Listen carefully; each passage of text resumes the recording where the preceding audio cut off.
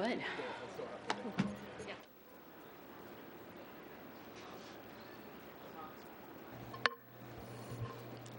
Thank you, everyone. We apologize for starting so late. We had an executive session meeting that we had to attend before this, which ran a little longer than expected. So please accept our apologies. So we'd like to welcome you to the Planning Commission meeting of Wednesday, February 5th, 2014.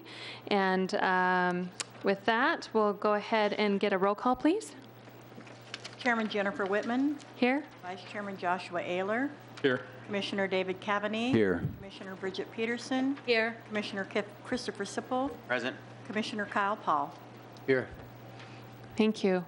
With that, can I get an approval of the agenda, Vice Chairman? I'd like to make a motion to move a couple cases over to consent agenda. I'd like to move case number 10, which is Z13-39, case number 11, which is GP 13-15, and case number 12, which is Z13-26. Do I have a second? Second. Okay, I have a motion and a second by Vice Chairman Ayler and Commissioner Peterson. All those in favor? Aye. Any opposed? Passes unanimously. Moving on to agenda item number 6 is communications from citizens. At this time, members of the public may comment on matters not on the agenda. The Commission's response is limited to responding to criticism, asking staff to review a matter commented upon, or asking that a matter be put on a future agenda. Is there anybody here that would like to speak on this evening in front of us regarding a matter not on the agenda tonight? Okay, we don't see anybody in the audience. Moving on to public hearing consent. Consent public hearing items will be heard at one public hearing. After the consent public hearing, these items may be approved by a single motion. At the request of a member of the commission or staff, an item may be removed from consent calendar and may be heard and acted upon separately. Other items on the agenda may be added to the consent public hearing and approved under a single motion. And in case you haven't already, if you're here to speak on an item, really quickly, there's forms in the back of the room. There's these little green slips. If you can fill them out and bring them up to somebody here at this round table, that would be appreciated. So on the consent agenda this evening is proposed case number 7, which is S13-13. It's a request to approve preliminary plat and open space for Fincher Fields at Cooley Station. We've also just recently added agenda item number 10, which is Z13-39. It's a request to rezone approximately 61 acres located at the southeast corner of Higley and Baseline Roads. Case 11, or agenda item number 11, which is case GP 13-15. It's a request for a minor general plan amendment to change the land use classification of approximately 20 acres, generally located east of the northeast corner of Greenfield and Pecos Roads. And the companion zoning case, which is Z13-26, which is also a request to rezone 20 acres of real property east of the northeast corner of Greenfield and Pecos from SF43 to SF15. So go ahead and open the public hearing. I don't have any cards of anybody wishing to speak on this matter. Do we want staff? Make sure to add the addendum into. Oh, yes, thank you. There was an addendum to agenda item number 10, and that addendum was striking stipulation number 4 in the staff report. So the recommended motion to move forward with staff's recommendation for approval would be to strike that condition. So with that, we open the public hearing. I don't see anybody here wishing to discuss these 4 items actually. Okay, we'll close the public hearing and bring it back to the dais. Is there discussion on possible motion? I'd like to make a motion to approve the consent agenda. Do I have a second? Second. Okay, I have a motion by Vice Chairman Ayler, a second by Commissioner Peterson. All in favor? Aye. Aye. Any opposed? Passes unanimously. Moving on to public hearing non-consent. The non-consent public hearing items will be heard at an individual public hearing and will be acted upon by the Commission by a separate motion. During the public hearings, anyone wishing to comment in support of or opposition to a public hearing item may do so. If you wish to comment on a public hearing item, you must fill out a public comment form indicating the item number on which you wish to be heard. Once the hearing is closed, there will be no further public comment unless requested by a member of the Commission. So with that, we will move into agenda item number 8, which is Z13-02. It's a request to amend the Town of Gilbert Land Development Code for recovery residences, and we'll open the public hearing and invite up Mr. Mike Melillo.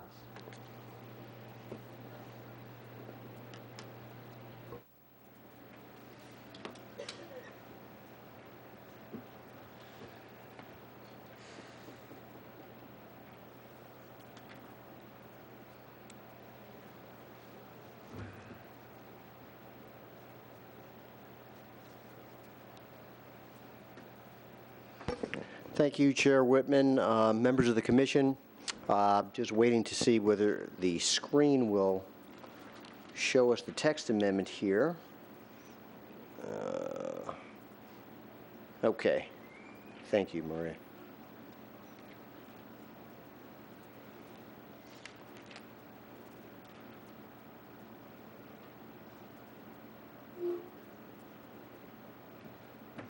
Okay, case Z1302 is a request to amend the Land Development Code, both the use regulations, the use definitions, as well as the supplemental use regulations, in order to add a new use to the Land Development Code called recovery residences.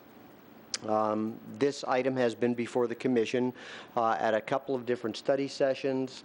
It was also before the commission for action in December of 2013.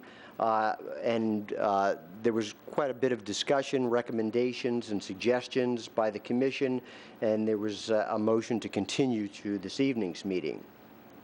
We have also, for this text amendment, as we do with many text amendments, we formed a stakeholders group in the early summer, started meeting in July of 2013, and we've had 5 meetings with the focus group. The focus group is made up of representatives of the business community, operators of recovery residences, which are also known as sober homes, and representatives from neighborhoods, and homeowners associations. What we've tried to do is craft a text amendment that would provide for this new type or different type of residential living arrangement that provides housing for a protected class of citizens that are considered to be disabled under the federal Fair Housing Act amendments. So the text amendment that you see before you this evening will add this new use to our residential zoning districts, both single-family and multifamily. What you see before you on the screen is the single-family districts. So recovery residence is the name of the use. It would be permitted in all of the districts. And in the multifamily districts, very similarly, it would be a permitted use in those districts as well. Now, what we have discussed with the commission in the past is different alternatives for how we might regulate recovery residences. And under the first alternative that we presented, probably in the early fall, one alternative was to require a conditional use permit for these uses. It was determined at that time that that would likely violate the Federal Fair Housing Act amendments, because this is a protected class of individuals. And as a result, we looked at the second alternative, which is the alternative before you this evening, and that is to treat these very similarly to group homes for the handicapped. Both uses are residential living arrangements that offer a residential living environment with certain performance criteria to the disabled class that's being protected in each of these cases. The difference between the two alternatives is that under this alternative, these are permitted uses. They will be required to register with the town, and that is what the supplemental use regulations outline within the amendment. So what we have proposed in section 4.5015 is a purpose statement, basically to permit persons recovering from substance abuse to reside in a group setting, basically to mainstream them into the community. but also to protect the residential character of neighborhoods and prevent a concentration of such facilities in any particular area, because that by concentrating them, you basically defeat the purpose of having the recovery residences. A registration would be required, so similar to group homes for the handicapped, they would have to register with the town of Gilbert. There would be a zoning confirmation process where we would basically confirm that they are in the correct zoning district, number one, and that they also meet the required distance separation requirements. There would be an operations and management plan, which is what we're looking at here in subsection D, and that operations and management form would be required in addition to the registration form for each of the recovery residences. It'd have to include business owner information, the name of the property owner, person in control of the property, a notarized letter of authorization from the property owner that they could operate the recovery residence at the property, emergency contact phone number, number of persons occupying each bedroom, maximum number of occupants, a floor plan, and guest and resident rules of conduct. So all of those would have to be submitted as part of the operations and management plan for the residents. In addition to that, we have a number of standards that they would be required to comply with. First, that they operate and maintain and manage the recovery residence in compliance with the ONMP. Second, that there be a minimum separation distance of 1,200 feet from property lines between the recovery residences. And I'll point out that the language in item number E2 is exactly the same as the language in our group homes for the handicapped regulations.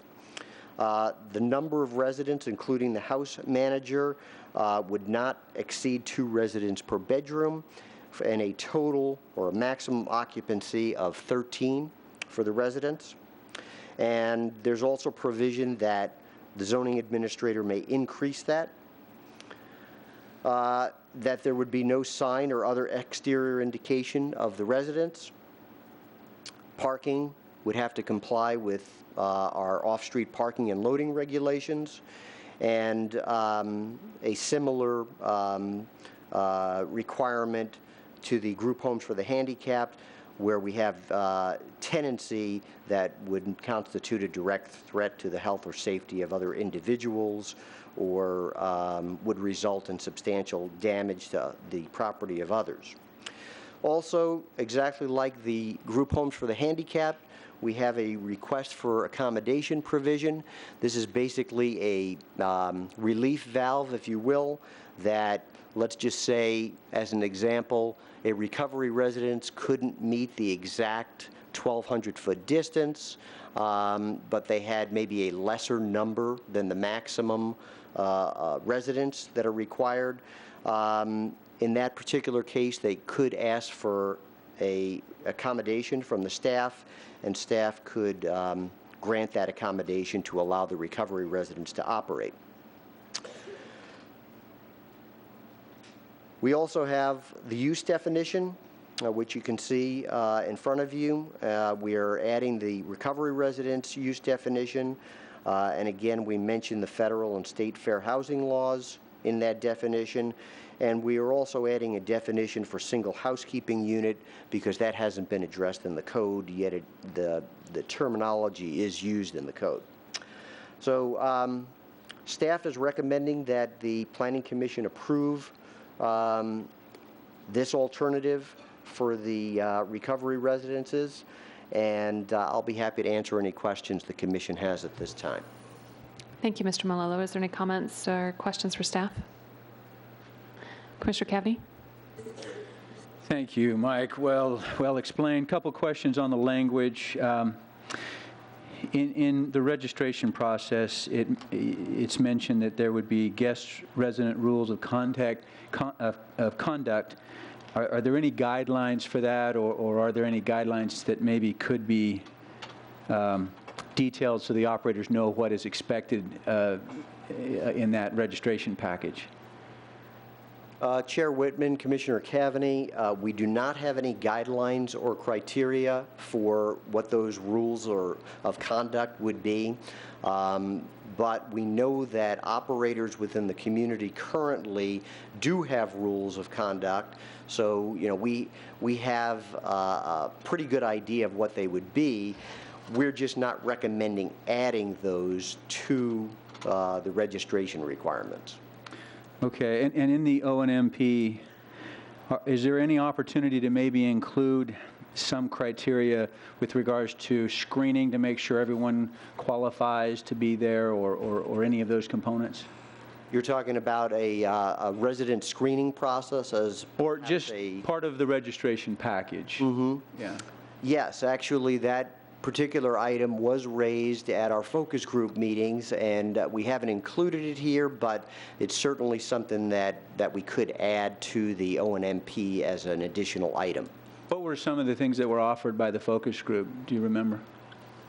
As far as the screening process? Well, as far as the other components of the registration that might be warranted.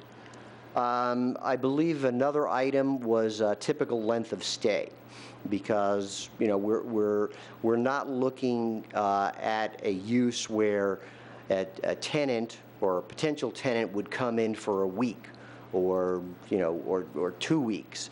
You know, we're looking at an arrangement where, although it is temporary, you know, they're going to be there for a while so that they can really be mainstreamed into living in a neighborhood again rather than living in an institutional type of setting.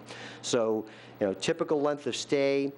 The operators that participated in our focus group also mentioned a screening process as being a good way to determine whether you're going to have a group of tenants that are actually going to abide by the rules of conduct, aren't going to be active drug abusers or alcohol abusers, because if they're active users, they really shouldn't be in this type of a setting. These are people who are trying to recover from that disability, and so their screening process tries to basically focus on the people that are really going to have a chance for success in this environment. Okay, and that actually qualify to fit. Okay, well, given that that was recommended by the operators on the focus group, I would encourage that to be included, at least those components that they recommended. Some other questions here. So in number 3, E3, it mentions that the total of the zoning, the administrator may increase the permitted occupancy based on specific characteristics and impacts. I guess I don't understand what latitude the zoning administrator would have there. I'm not sure if perhaps a number were established in this ordinance, if we would want to have that flexibility to a zoning administrator. Can you explain how that perhaps came about and what that means? Commissioner Cavaney, that came up because, as you know, there's all different types of housing floor plans. Some bedrooms are much bigger than other bedrooms, and we are requiring that as part of the ONMP that the applicant submit a floor plan so that we can actually see how large the bedrooms are. So in a particular situation, if they have, let's say, a master bedroom that's much larger than what would be considered normal, and they feel that they could actually put 3 people in a bedroom instead of just 2, because we're saying a maximum of 2 people per bedroom, we're giving the zoning administrator the ability to use his or her discretion in that situation and say, yes, you can have 3 people in the bedroom, or maybe exceed the maximum of whatever that number is. We have 13 total occupancy, but if there are special circumstances that are related to the floor plan, that we could do that administratively. Okay. It would be my recommendation that we do not allow that if this ordinance has a specific capacity to, a maximum capacity to one of these homes, I would recommend that we leave it at that and not allow that latitude from the zoning administrator. Okay, just a couple more quick questions here. The number 6, E6, It mentions that no recovery residence shall have any person whose tenancy would constitute a direct threat to the health or safety of other individuals or would result in substantial physical damage to the properties of others. How are we going to know that? Commissioner Cavaney, I think the way we would be able to determine that is if we had repeated police calls to the property, and we then investigated a little bit further and found out that for whatever reason, someone got through the screening process and, you know, was exhibiting criminal behavior and has always exhibited criminal behavior. And so that's what that is intended to. So it'll be after they cause the damage or the threat, it sounds like. Okay. So I don't get the point of that bullet point. I don't think it's really enforceable by zoning laws or ordinances, but anyway, I don't see the value of that one, even though I agree that we don't want that. Now, the other thing I believe, and I can't find it where it is, but the current proposed maximum number of residents in one of these residences is proposed to be 13. I would, E3, okay, it's in E3, right. I would recommend that that's too many. I think at the last session of the council, we had recommended maximum 11, including the manager, and that would be based upon a typical 5-bedroom home, which would seem to be one of the larger homes in Gilbert with a manager, a 2 per bedroom and a manager. So I would recommend that at this point. So that's it, Chairman. Thank you, Commissioner Cavaney. Further questions or comments for staff? No one? I would agree with Commissioner Cavaney's comment regarding the number of residents. I was going to question staff on that as well, because I believe at our last commission meeting, we had discussed 10. I was thinking 10 or 11, but the 11 must have been with the manager on site, and didn't know where the 13 came from. I still think that's a lot to be housed in one facility, but I also, I think, agree with the proposal to strike the language permitting the zoning administrator to increase the occupancy if we come to a total number to be provided on site. All right. So with that, if there's no further questions for staff, we'll go ahead and open it up to the public. I do have a couple of comment cards. I have one from a Jeff Marsh. It says, I am in favor of this item and wish to speak. Please come down to the podium if you could give your name and city of residence for the record. That would be great.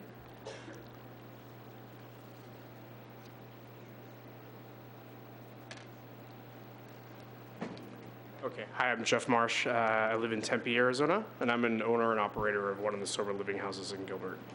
So, Great. sorry, I was just writing a few notes here. I just wanted to say thank you again, Chairwoman and the commissioners, for allowing us to talk with you about this again tonight. I feel like we're getting to know each other because I've shared a few times now. I just wanted to comment on some of the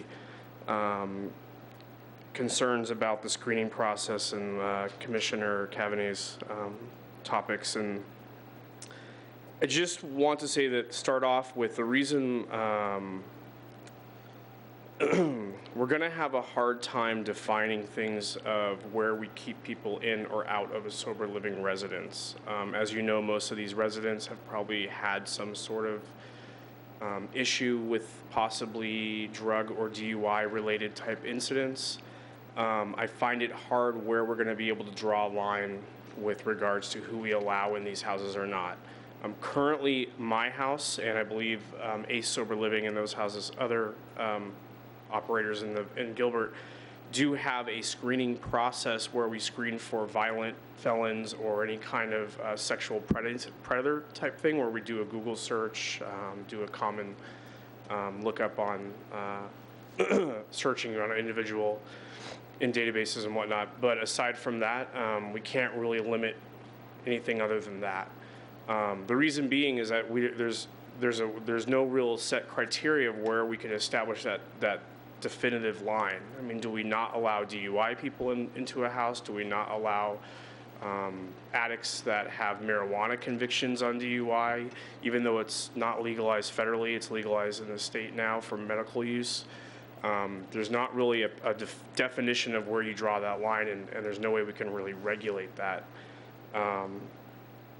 As for, and then the other point to this is that currently we do not, I don't believe there's any state or jurisdiction regulation that regulates people from going into an apartment building, going into any other type of residential or group home that has these kind of restrictions.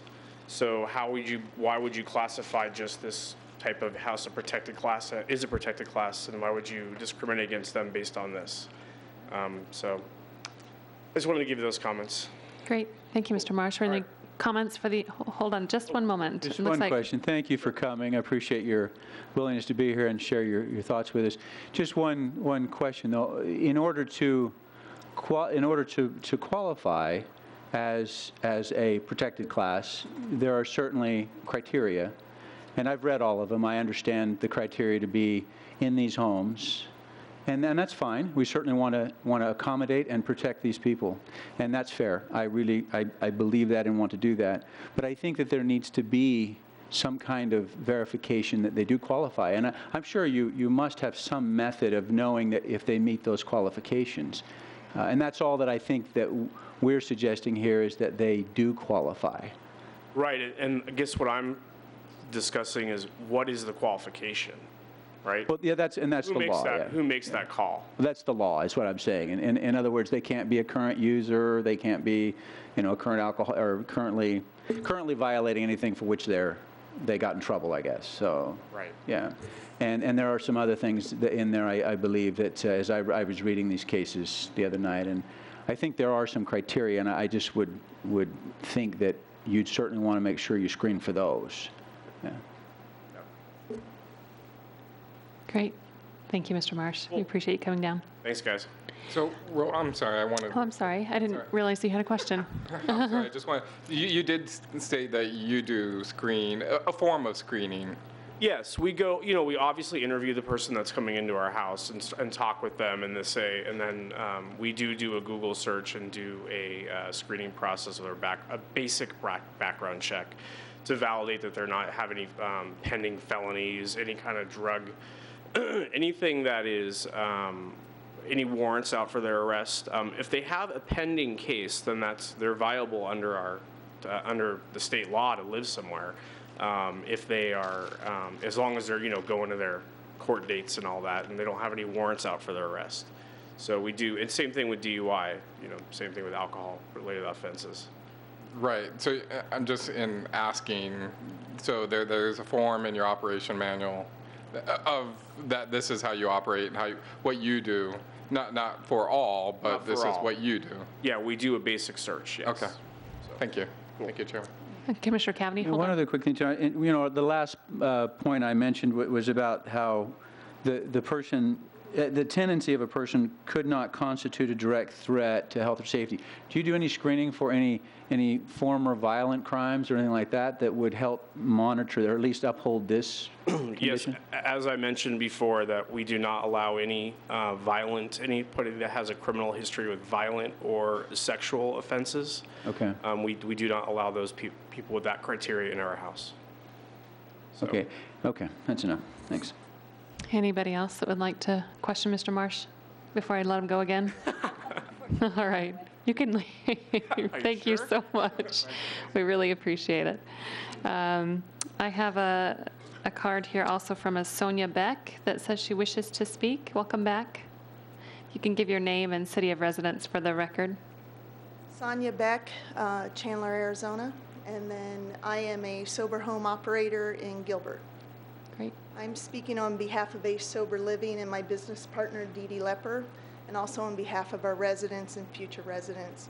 Just wanted to say thank you, especially to Commissioner Peterson for giving us a voice at the focus group, and to Mike. It's been a pleasure to work with everyone on this ordinance.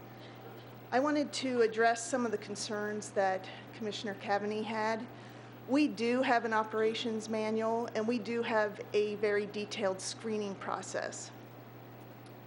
We recently actually turned away a young man who we found through our screening process had violent crimes. In fact, he had a warrant out for his arrest, and he had a crime an assault charge against a female. So we did turn him away. We've been in operation now for 5 months, and in that time, we've turned away 22 individuals. What we do is we use, similar to J&J Sober Living, we use a search engine called dirtsearch.org. And what that will do is that will pull up information on the individual by state. What I do is I take it a step further. I go by county. I find out what areas they've lived in, and I go by county. And I actually check the Superior Court records of each county. And we have found individuals have not been forthright with us when they come and apply, because when I go further and I find this, I'll pull up their court history, and I actually have it when we interview them and do an intake. And then I'll ask them about the specific charges against them. But we also follow the FHA rules, where we do not take individuals that have sex crimes, any violent crimes like armed robbery, and we certainly do not take anyone who has drug trafficking or drug dealing charges against them. Is this in your operation manual, or is this just something you do as an operator of a business? This is in our operations manual. We have, actually, I think our contract is 17 pages long, which is specific, very detailed information on what we allow in the residence. Great. Commissioner Cavaney? Sorry, I just wanted to make a comment. I think it's like when somebody applies to be at their residence with any of the owners, is that it's like applying for a job and you have to check that box that says, I've never been convicted of a crime. It's you're being honest or not, and that's why they do the screening, is to find out whether or not what they're being told is true. And if they're lied to right off the bat, I think that's going to make them decide how they're going to help that person too. That's true. And also another thing we do is we do a baseline drug screen before they come in, before they even put their deposit down or fill out any of the paperwork. We do a breathalyzer and a baseline urine drug screen. It's 6-panel. Thank you. I have a quick question, and thank you for being here. I appreciate your thoughtful approach here to this. I think I know the answer to this based upon what you've said, but would you be supportive of adding to the registration process these couple of points we've talked about of requiring screening and some duration of stay? Would you be okay with that? The duration of stay, with our program, they're welcome to stay beyond 90 days. Are you saying a shorter length? I think that's the concern, is if it were too short, then it would be a transient component that might be challenging, but yeah. Right, but in understanding this type of business, sometimes you have someone who might only last a day or two because maybe they relapse, maybe they were just doing this because their parents wanted them to go in a sober home. Those are things that are out of a sober home operator's control. Fortunately, it hasn't happened very often for us because we do screen. We make sure that that person's sincere about being sober, because if they're not, then our sober home isn't the place for them. The things that you're asking to be added, we already do in our operations and procedure manual, so it wouldn't be an issue for us. Okay, thank you. Can I follow up with that? Commissioner Peterson? Sonia and Dee Dee also shared that they do not interview on site. They meet the prospective tenants someplace else so that they're not bringing them to their sober residence ahead of time. That's correct. We do not disclose our address, and we meet them either at a public place or at a rehab facility. And then at that time, we determine whether or not it's a good fit for our program. Commissioner, or Vice Chairman, sorry, Ayler. Just on the commenting of the length of stay, your goal, I know you can't control it if it doesn't work for them or it doesn't work for you, but your goal is to have them there longer than 2-3 weeks, or I guess it's in your operational manual that, I mean, for treatment, it's normally longer than a few weeks. Correct. Our program is 90 days, and they're welcome to stay beyond that, and we do have residents who have stayed beyond the 90 days because they feel that they need that support and they like living in a sober home. Okay, thank you. Any further questions? All right, if you have nothing further to add, we thank you. Thank you for very your much. comments. With that, is there anybody else? I don't have any additional cards up here wishing to speak on this matter. Is anybody else in the audience wishing to speak? All right, seeing none. Mr. Malolo, is there anything additional that you would like to add? No, Chairman, we're just waiting to hear your discussion. All right. With that, we'll go ahead and close the public hearing and bring it back to the commission for discussion and possible motion. Commissioner Cavney, do you want to lead us off? I'm waiting to hear our discussion. I figured you were going to initiate it. All right, if I have to.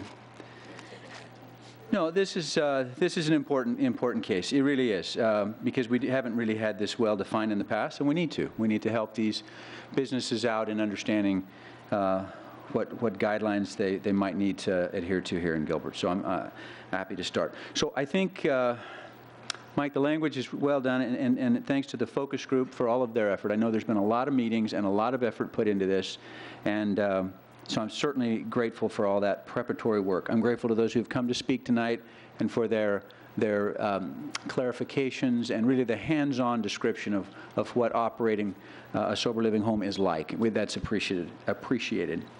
As far as the language goes, it is my opinion, and I recommend that as part of the registration process, we enhance the rules of conduct, or actually we enhance the registration process to include a requirement that screening be done. I would agree that perhaps duration of stay is out of their control completely, and I'm going to hope that, given that their goal is generally longer than that they're going to predominantly not have a transient population. So I think if we could just add some component of screening, that would be an improvement and good. With regards to the maximum number of occupants, I would recommend 11, strictly based upon a maximum 5-bedroom home, 2 per bedroom, as stated in the language, and a house manager. And I would strike the section that allows the zoning administrator to increase that number at any time. And then, actually, those are all my comments. I'm sorry, did you have an additional comment regarding, I think there's one point that you raised that you thought might be unenforceable? Number 6, but I Are you don't okay think, with that? I don't think taking it out improves it. I just don't think leaving it in really does much. Okay, so it's just a comment? Leave it there, because Okay. I think honestly we want that. We really do want that. But I just don't know how it's going to be enforced. Okay, great. Thank you for your input. Who wants to go next? Commissioner Peterson? I've worked with the focus group for quite a while now and really appreciate all of the time and effort that they've put in and all of the items that I've learned from them, because there's so many things that I didn't know about recovery residences and the statistics in Gilbert and the statistics in the East Valley, and it's I think it was eye-opening to me. And I agree with Commissioner Cavney, and I will fess up that the 13 number came after our last focus group from me, because I said you go into a meeting like this asking for more because generally it'll get bumped back a little bit. And we had talked about 10, we had talked about 11, we had talked about 12, so I said to the group, let's ask for 13 and let's see where the commission goes with that, so I'm completely fessing up to that right here. I'm a little leery of the wording of 2 residents per bedroom, because we discussed the fact that the master bedroom could be a very large size and that 11th person may go into that bedroom as 3 with the house manager into the bedroom. So I'm not sure if putting exactly 2 per bedroom and maybe adding a line about the master bedroom could hold 3, if we're going to remove the statement about the zoning administrator being able to change the permitted occupancy, which I agree with. I think that for comfort's sake for the commission, taking that line out is probably the best bet at this point. But I think that if we're going to put 11 as a total and it's a 5-bedroom house, where is that 11th person going to sleep if there's only 2 per bedroom? And they've supplied their floor plan and said there's 5 bedrooms. So I think we need to accommodate that statement somehow, that there could be 3 in the master bedroom, which would probably, in most cases, from what I've heard from the focus group, be the house manager would have them. Quick question for you. Does the house manager live on site? I thought there were 2 shifts and it was basically run. The house manager generally is a tenant. Okay. So it could be a tenant that's been there for 90 days and staying, but they're facilitating the owners of the house to run the house. Okay. Because they don't hire a separate person to come in and live in the house to run the house. So it's generally a tenant, if that makes more sense. So that 11th person would need a place to stay if there's only 2 per bedroom and it's 5 bedrooms. Right. Yeah, Right. it doesn't make sense. So accommodate that. I agree with leaving number 6 because, like Commissioner Cavaney said, I don't think it's going to hurt anything and it could actually improve the screening process. We've already heard from 2 owners this evening that said they screen, they don't allow any dangerous criminals, and they do their best to screen backgrounds. Obviously, people don't tell the truth. Sonia attested to that this evening, and I mean, we know people don't. They check boxes and they don't necessarily, if they want to get in for the help, they may not be the most forthcoming. The rest of it I'm comfortable with. I like that they provide their O&MP. Every business is run a little bit differently, so they're going to have a little bit different guidelines for their own homes. It would be hard for us to regulate too much for each house. I think to keep it general, I'm encouraged to move this forward to the town council. I don't know how they'll look at this case, but I think that we've worked on it for a long time. I would like to move it forward however the commission decides tonight so that the council can see it at this time. And I would like to be able to have some sense of regulation in the town of Gilbert for the recovery residences, which we don't have right now at all. So. All right, thank you. Fellow commissioners, anybody else want to add anything to it? Okay. Commissioner Powell? You know, I think it's a requirement and incumbent on all of us to see that there's 2 sides to every story. And I think wisdom dictates that we be thoroughly educated on both sides of the story so that you can make a good judgment. And I've participated a lot in the previous development of sober homes, met in multiple settings with the sober home owners. We've sat here on the dais. We've heard the story of the neighbors. We've evaluated the language. We've processed this. It's been through about a 6-month process. And even though it may not be perfect, I think we've actually arrived at a point where we've probably accomplished the best, having seen both sides. And we also have businesses, and I have complete confidence in business owners. If they're going to be successful in running a business, it's not likely that they have to be more regulated than necessary. Regulation sometimes does not help a business owner succeed. So I think we've reached a point. I'm happy, I'm comfortable with it, I'm willing to push this along and let the city council vote on it. And just a question of follow-up to your comment. Are you comfortable with what the other commissioners have proposed or their comments thus far? No, I don't think that's necessary. Okay. Anybody want to add additional comment? Vice Chairman Naylor? I'd also like to thank the people who have come down and speak with us over these last 3, even though we've gone over 4 months. I've also learned a lot, and I've really appreciated the information given to us, that I can understand what a sober home. In the very beginning of this, I was like, oh, it's a halfway house. I'm like, no. In learning and being educated, I learned that it's not a halfway house. It's actual business that allows someone to come into society again in the best way that they can. Just to kind of hit the bullet points that have been mentioned, I would also like to look for some language to be added for screening just in the operational manual. I'm not sure if we can label it as a master bedroom because is there actual definition of a master bedroom in town code? There is not. Yeah, I don't believe that there's a definition. A bedroom's a bedroom. So I would like to look at a number between 10 and 11. I would lean to 11 to having 10, and then the one for the to the house manager. So in order to get at that, if we're limiting it to 2 residents per bedroom, should we increase that to maybe 3 residents per bedroom and then up to 3 so that they can, with a maximum number permitted in the home? That's what I was questioning, because if you put 2 per bedroom, that might not be the case with the master bedroom because of the size.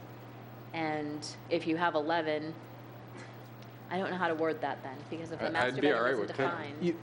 You could maybe, and this may get too detailed, but you could say that it's 2 per bedroom with the exception of 1 bedroom in the home as long as it's a minimum size of X by X, 15 by 15 or whatever. That's and hard 'cause- we'd have to look at an average size. Now, that's getting pretty detailed.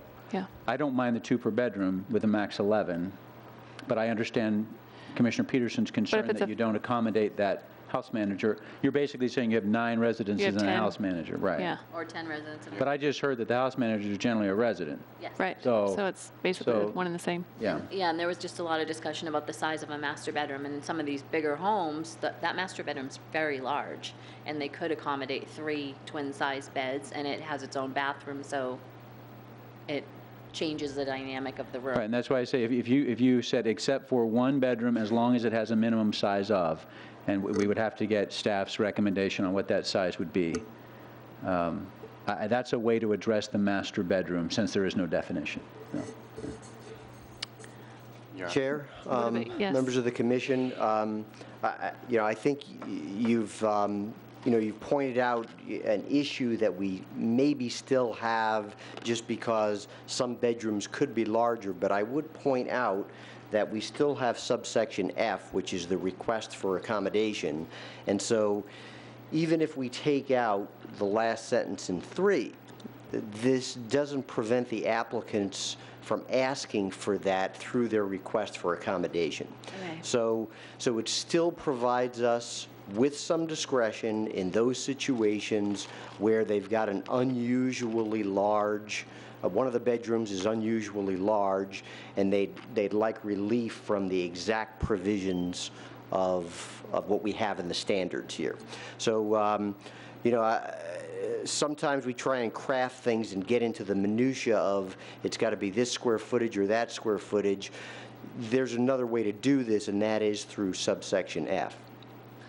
Yeah, I appreciate that, Mike. I just don't want to get to the point where every single case is a request for reasonable accommodation because the master bedroom isn't addressed. So, Fellow commissioners, let's not forget that we have a parking requirement here as well, and that that limits certain activity because, especially if you're in an SF6, 7, 15, you've got so much parking that you have to park. And You just need the 2 cars for 20 bedrooms, for 1 bedroom, you're not, the increase of bedrooms and occupants aren't related to the parking. except that it would, in my opinion, it would seem to minimize the number of people that would be living there if they required. In a well-run business, which is who we're talking to, but not per the ordinance itself. Okay.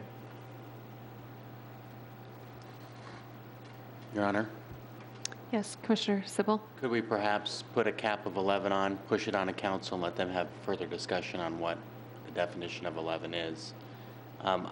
In my mind, 2 per bedroom plus the house manager would define that, but I don't want to, put that wording together either. Well, we are also told by, and maybe it was in the stakeholder meeting, sometimes there's multiple house managers. I wouldn't want to limit it to 1 because some people run with two people.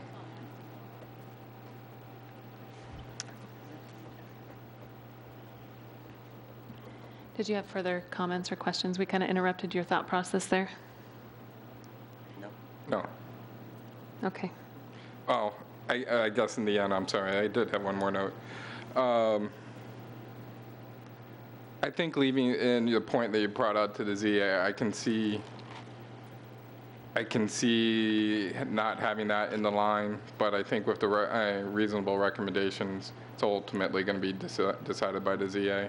So if we strike it or not, it's in the line. So I'm all right with leaving it. You think that's two different things?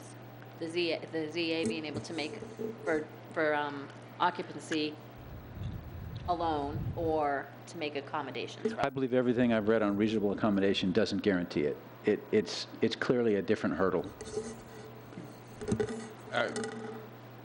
Because you were looking at E3. E3.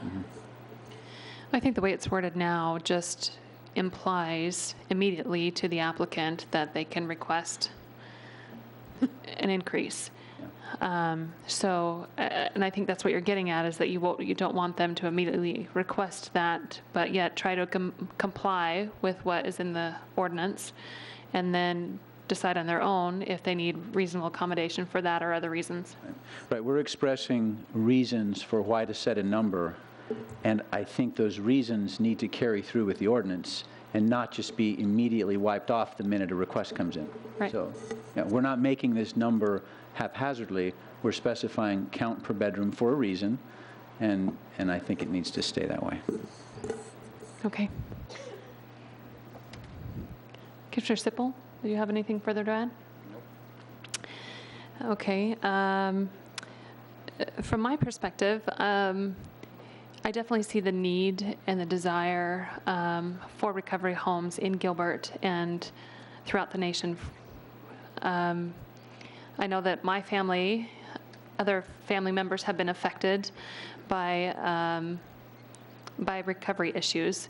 And so I definitely think that there's an absolute desire and need for these types of homes and these types of facilities to try and bring people in these circumstances with these disabilities into mainstream again. And I think that what staff has proposed to us, with a few minor modifications, as proposed and discussed up here tonight, I think best,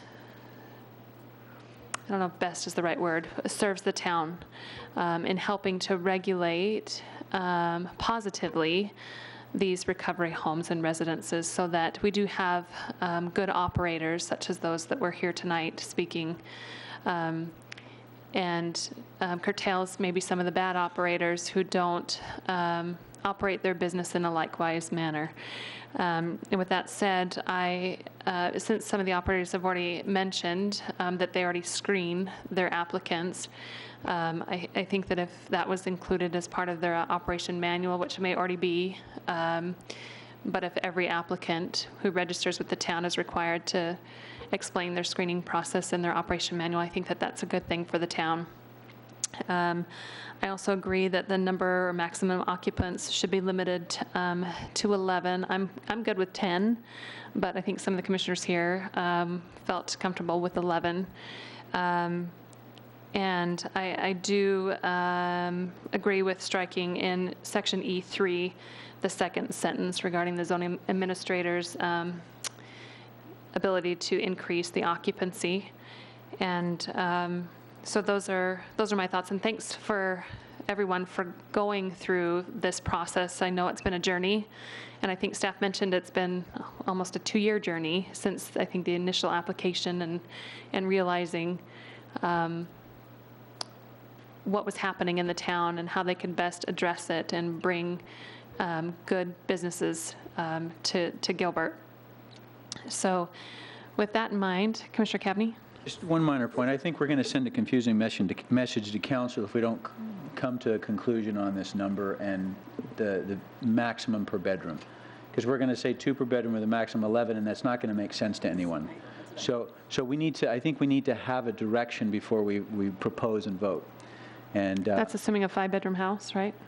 yes, yeah, I think that is probably a fair assumption, that 5 would be a maximum. Now, if a home has 6, I think according to our proposed language, they would spread their people out thinner, but they would not get any more occupants. That, again, then starts to impact the parking and other things that we've talked about. So, I think we need to discuss it. I'm happy with 10 as well, if that's where we want to go, or I'm happy trying to define or differentiate a master bedroom situation, however the commission would like to go with that. Well, I think defining a master bedroom might be a little difficult, in my opinion, in that I think there's lots of homes out there with lots of bedroom sizes, and some of the rooms may even be considered a master bedroom based on size, if we give a definition of size, because some homes, especially in the Gilbert area, have very big bedrooms. Some probably as big as my master bedroom. So I think if we start to qualify a size, that we might end up doing the opposite of what we intended to do. Okay, how about this? I'm just thinking out loud here to try to bring conclusion to this. So master bedrooms are typically the largest bedroom in the home. Typically, right? Rarely would that be different. So Unless what if there's we 2 said masters. it's 2 occupants per bedroom with the allowance of 3 occupants in the largest bedroom in the home? That way, if you had a 3-bedroom home, you could have 2 in 2 of them and 3 in the third. So you'd have 7 occupants in that home. With a cap of 11. They couldn't get to 11 in that home because they don't have enough bedrooms, right? No, no. Is, and maybe you can answer this, how is a bedroom defined in the code? Is it, what qualifies as a bedroom? So if they, My understanding for a bedroom is you have to have an escapable route to the outside through a window or a door. Okay. And a closet. That defines a bedroom. So a den, A den if it without had a door. closet. Well, some people, But, I had a the legal closet, definition, yeah. or right. the code definition. And I'm quoting that from just knowledge. I'm not going to say that's 100%, but that's Okay. from what I've known over the years of Okay. design. So that gets to the point of how many bedrooms. The biggest issue always becomes with a bedroom is having the escapable route to the outside. And there's natural light, but I think it's 8% of natural light, but that gets to livable. Okay. But, so I would just go with bedroom. I think large I'm fine with bedroom that. is the largest one. Is that implementable through staff? What David is, Yes, Chair, Commissioners, I think there's 2 ways to approach it. One would be to the addition of the language that Commissioner Cavaney offered, which is after not exceed 2 residents per bedroom with the allowance of 3 occupants in the largest bedroom and a total of 11. Or you could make the second sentence, which has offered to be, or requested to be stricken, you could make that very specific and say the ZA may increase the permitted occupancy per bedroom, so that the ZA was only given the authority to increase the per bedroom in those situations. So either way, I think works for us. I prefer the former. Yeah, I do. I prefer the former. I don't like giving this open-ended allowance to, and because I don't know who the ZA is going to be 5 years from now or 10 years from now, and I like the ordinance to be clear. So I prefer the former. I agree with that, especially because a floor plan will be submitted when the application is submitted. So I agree with Commissioner Cavaney. I agree that we need to better define it, though, before it goes to town council. Exactly. We're just going to confuse council if we don't have some clarification. Okay. All right. Anybody have anything further to add? Is there a possible motion if there's no additional comments? You want to motion this? You want me to do it? Are there any more comments, or should I take a stab at a motion? I'm wondering if we have multiple motions here. Well, we'll find out when we make the first motion and whether it survives or not. Yep. So whoever wants to make the first motion Okay. is welcome to do I so. will give it a shot. For the reasons set forth in the staff report, move to recommend approval to the Town Council for Z13-02, a text amendment to the zoning code of Gilbert, Arizona, to permit recovery residences in residential zoning districts subject to certain performance standards, including separation requirements. We would like to strike the second sentence of E3 completely.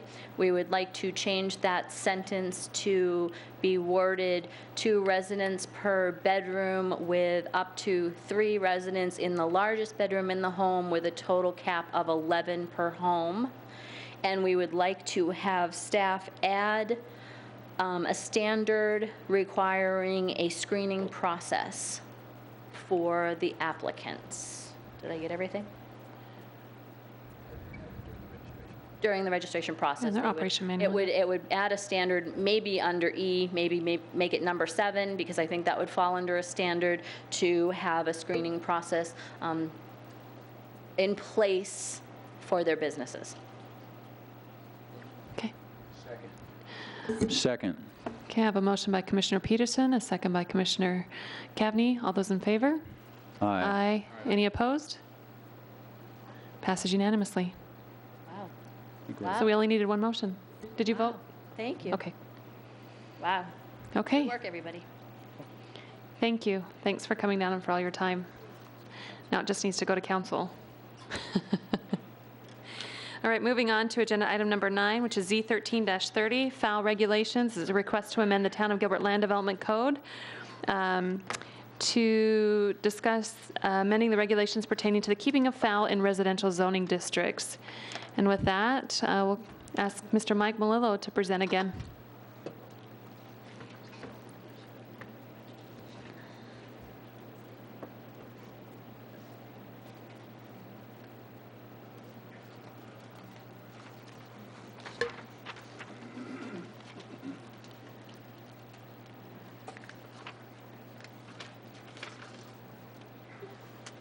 Thank you, Chair, members of the Commission. Case Z1330 is a request to amend the single-family residential zoning district regulations pertaining to animals, particularly fowl and rodents.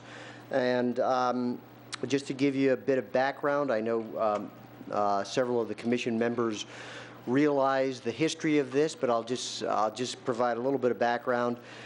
This amendment specifically to the animal regulations, the keeping of these smaller animals on residential lots, was originally part of a larger amendment back in 2010, wherein we made numerous changes to the single-family residential districts concerning accessory structures and setbacks. And when the amendment went to the town council at that time, the animal regulations were taken out, and the specific reasons at that time were that certain types of fowl could be particularly noisy, and peacocks were mentioned at the time.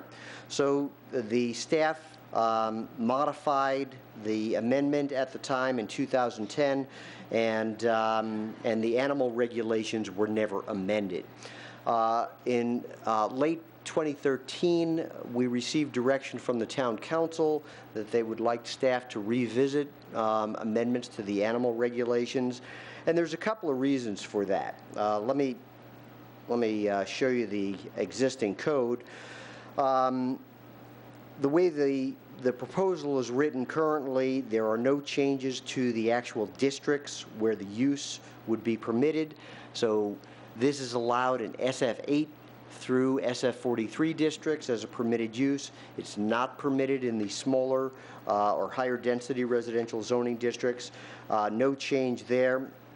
But you can see here under 2.107A 1B that aviaries currently, according to the code, have to be located at least 100 feet from property lines. Well, if you know what the site development standards are for lots in Gilbert, there is absolutely no way 99% of SF8 or SF10 or probably even SF15 lots could ever meet the aviary provision, so it prevents people from actually putting the chickens in chicken coops.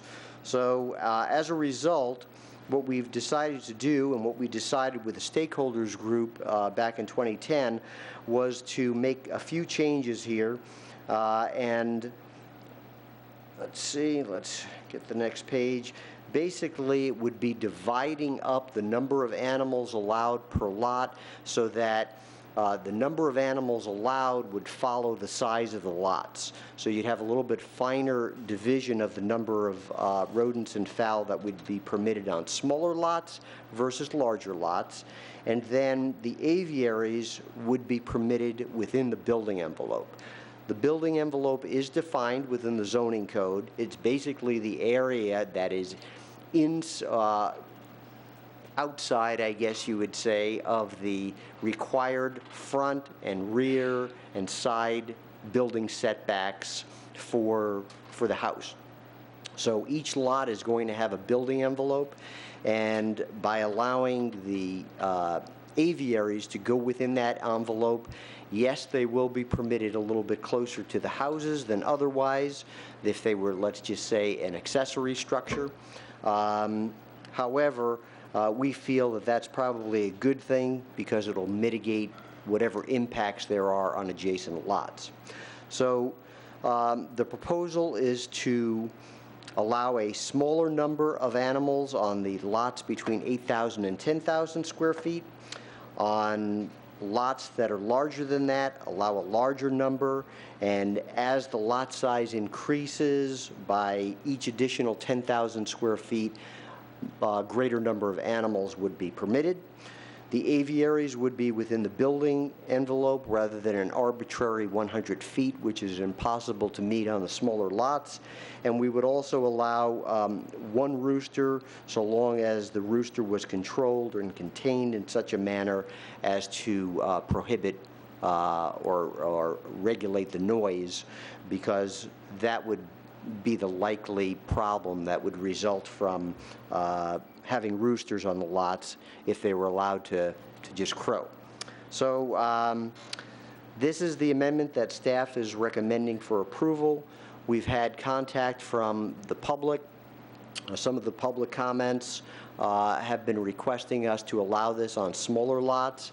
And although it may not be germane to the Commission's deliberations this evening, there is legislation that seems to be moving through the state legislature, which would actually, if it were passed, prohibit cities and towns from regulating the number of fowl in single-family detached districts. So, of course, it's early in the session. We don't know where that legislation is going to go right now, but you know, staff is recommending this amendment as it is written, and I'll be happy to answer any questions. Thank you, Mr. Malillo. A quick question for you. I know that I raised it before, but for the sake of discussion here at the public hearing, has there been any thought given to maybe adding additional districts to the permitted uses as long as those lots meet the minimum lot size of 8,000 square feet?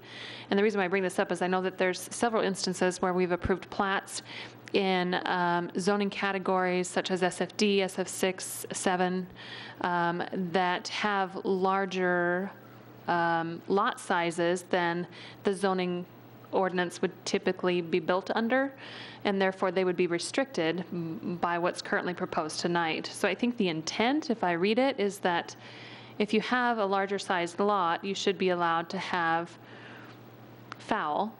And if that's the case, do we want to restrict other? I think there may be CC&R issues and other things that are out of our purview, but from the town's perspective, has there been any thought about maybe adding those districts with a qualifier that the minimum lot size has to be 8,000 or greater? Yes, Chair Whitman, based on discussions, and I did fail to mention that, some of the residents that have contacted us have this exact situation. They're located in an SF6 district where it's not permitted. Animal raising non-commercial is not permitted, but their lot size is 8,000 square feet or larger. So staff has taken a look at this, and one way to address that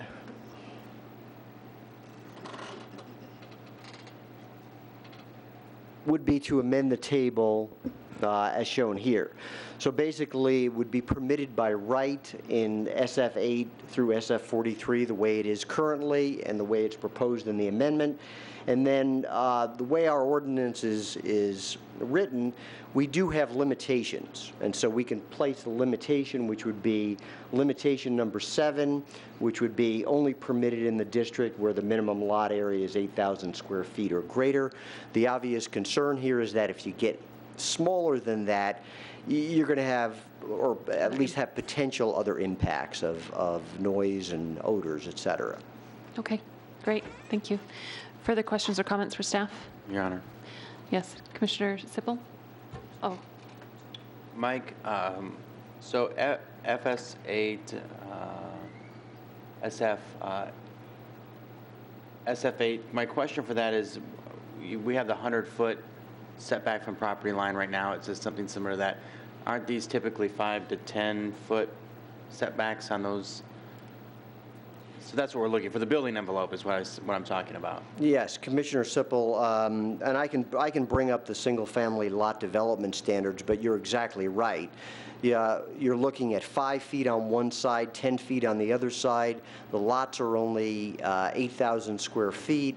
You're probably looking at a lot that's maybe 80 feet wide, and so it's virtually impossible, even though we allow it in the district from a use standpoint, to meet the standard for placing a chicken coop.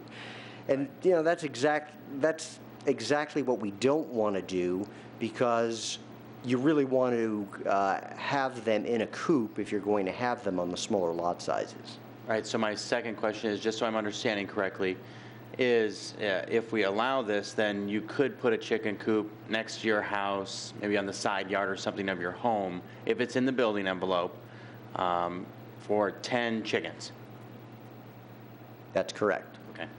as long as it's outside the side yard setbacks, right? Yes, and that's exactly what Commissioner Sippel said. Well, Right. it's not exactly what he said, but it's You're 5 and it's 10. basically as long as you Right. meet your building setbacks, as Right. long as the chicken coop meets the required side, rear, and front building yard building setbacks, you can have the chicken coop at that location. Yep. Okay. Commissioner Powell? Thank you, Chair. Mike, just for clarification, the roosters are not allowed, or perhaps they're only allowed on SF43 and SF35, is that correct? Roosters? I'm talking about just roosters, not chickens, but just roosters.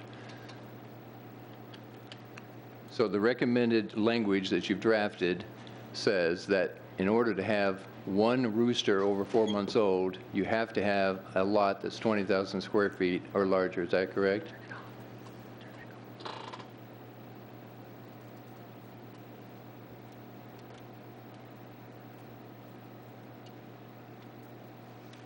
One rooster over 4 months old shall be permitted for each 20,000 square feet of lot area.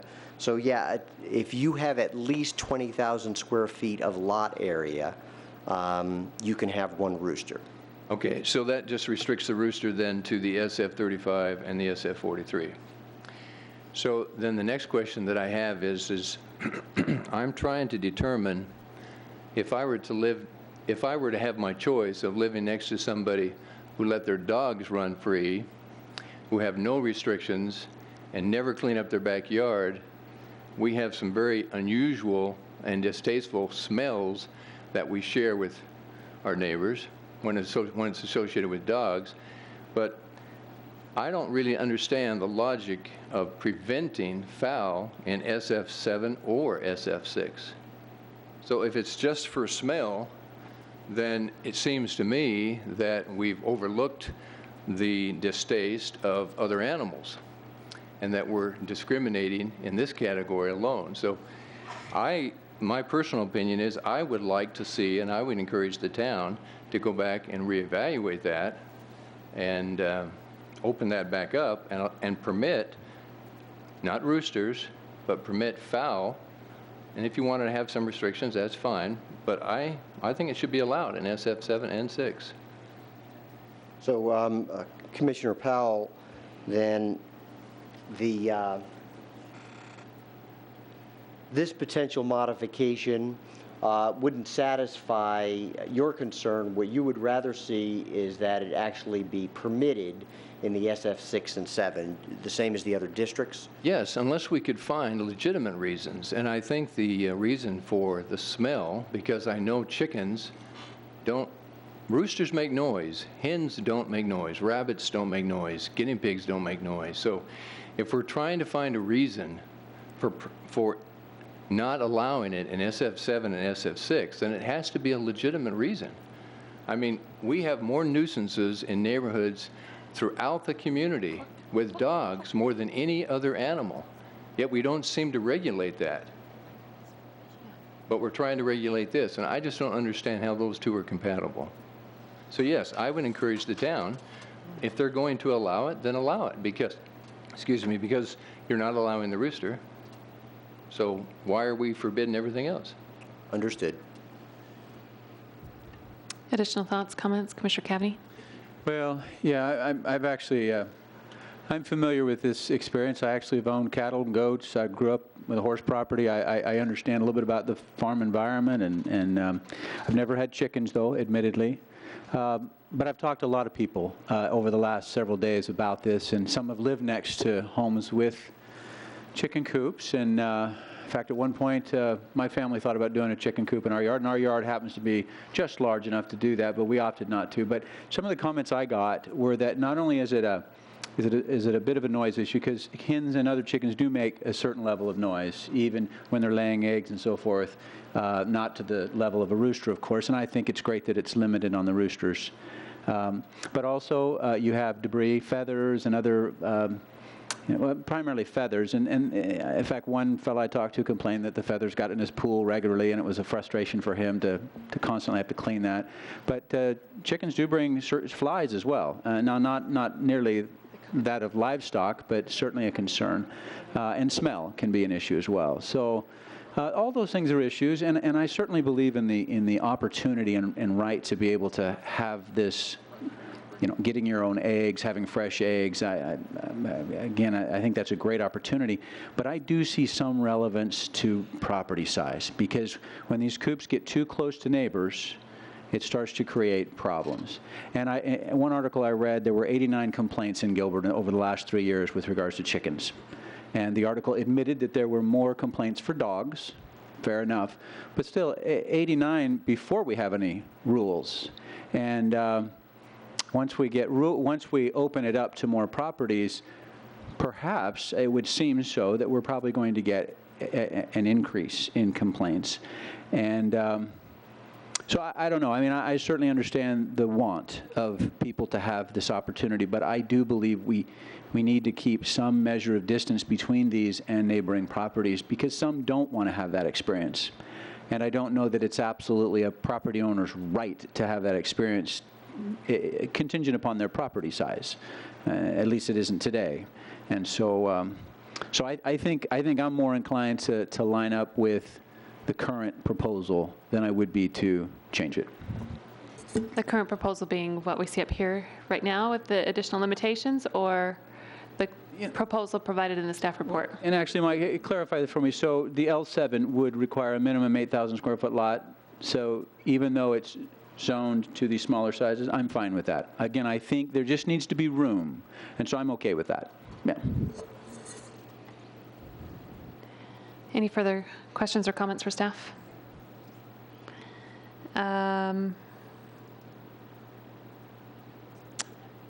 I did have one comment that I wrote down.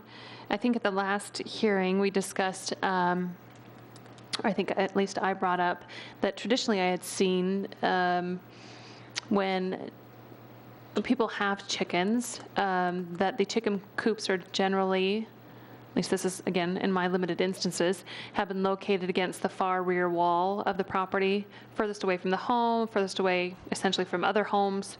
And I think the way that the proposal's written tonight is that that wouldn't be permitted, that it would have to be within the building envelope, so outside that rear yard setback and within basically the center portion of what most consider their yard. Is there a reason why the rear, is there a reason why that staff would not like the coops to be located against the rear property line? Yes, Chair Whitman, originally when we formed the stakeholders group back in 2009 and included this in the original text amendment, we had people complaining that there were chicken coops that were located right next to their property lines and that they could see them and that they could hear them. And that was one of the reasons that we included it in the initial text amendment, was to try and do something about moving these away from property lines. So there were visual and noise impacts that certain people in the community were experiencing. We had complaints at meetings from residents, and so we said, let's take a look at this. Let's get people on both sides of the issue to be part of the stakeholders group, which we did, and this is the proposal that the group came up with. Was this, do you know or recall if they were talking about it being located on the side property line or the rear property line, or was it both, maybe? You know, I think the instances, as I recall, were on the side property lines. Okay, so, because thinking about this, I would, and I certainly have no interest right now in raising any sort of fowl in my backyard. I have enough kids that I can probably consider fowl. But if I were to do this and start this process, for me personally, I'd probably want to locate it against my rear yard wall. Number one, because I have trees and that would probably shade the coop. If I put them in the center of my yard, it's in the center of my yard and there's not a whole lot of shade there in the summertime. And number two, it'd be further away from my house and other residences if I pushed it against the wall. So that's just my thought process, thinking about what I would do if I were to own chickens. So, it's just a comment and thought process of mine. Commissioner Sippel? Now, what would this do with an HOA? Where does this come into play if, like, an HOA has in their CC&Rs that fowl animals are not allowed on the properties? Does this trump this? Commissioner Sippel, as we've had to state to the commission in the past, homeowner association regulations are outside of the town's purview. What we're dealing with here are land use regulations, so we would allow them. My understanding is that if a homeowners association decided that within their CC&Rs they wanted to restrict fowl, they could do so, and that would be a civil issue outside of the town's purview. Okay. Commissioner Powell, did you have anything further? Actually, I just wanted to say I support your logic with the coop. I think I brought that up before. What I'm trying to communicate here nicely is that oftentimes in our desires to try to do what we feel is best, I think we overlook what might be right. So there's a significant difference between what's right and what's best. And I'm in favor of the town managing in such a way that everybody has opportunities and that opportunities aren't necessarily restricted. And the definition of what infringes on my neighbor's rights is a definition that will go on into perpetuity. So the point that I'm trying to make is that we make regulations because we think it's best, but best for whom?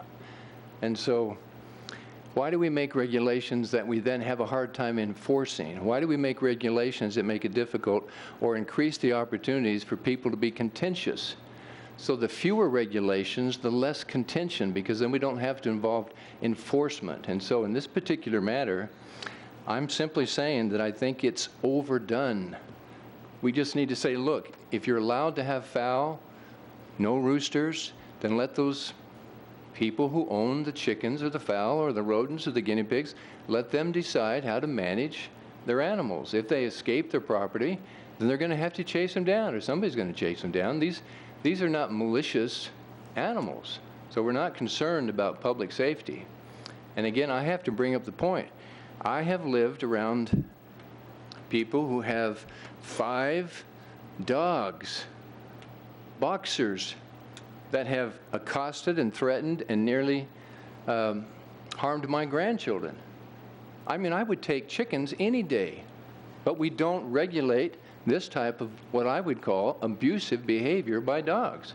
I think we really need to keep that in mind when we're trying to set regulations. So, Thank you. Vice Chairman Naylor? Yes, thank you, Chairman. Mike, on the building envelope question, I guess, we have a definition of a coop, I'm assuming, and because we can have a small storage unit in the building setback. Is that true? Basically, a chicken coop would qualify as an aviary. Okay. So, the way the current proposal is written, the chicken coop would have to be located within the building envelope. The other alternative, which has been discussed by several of the commissioners, would be to treat these facilities the same as we treat accessory structures. In our accessory structure regulations, if it requires a building permit, 120 square feet minimum, then it could be built.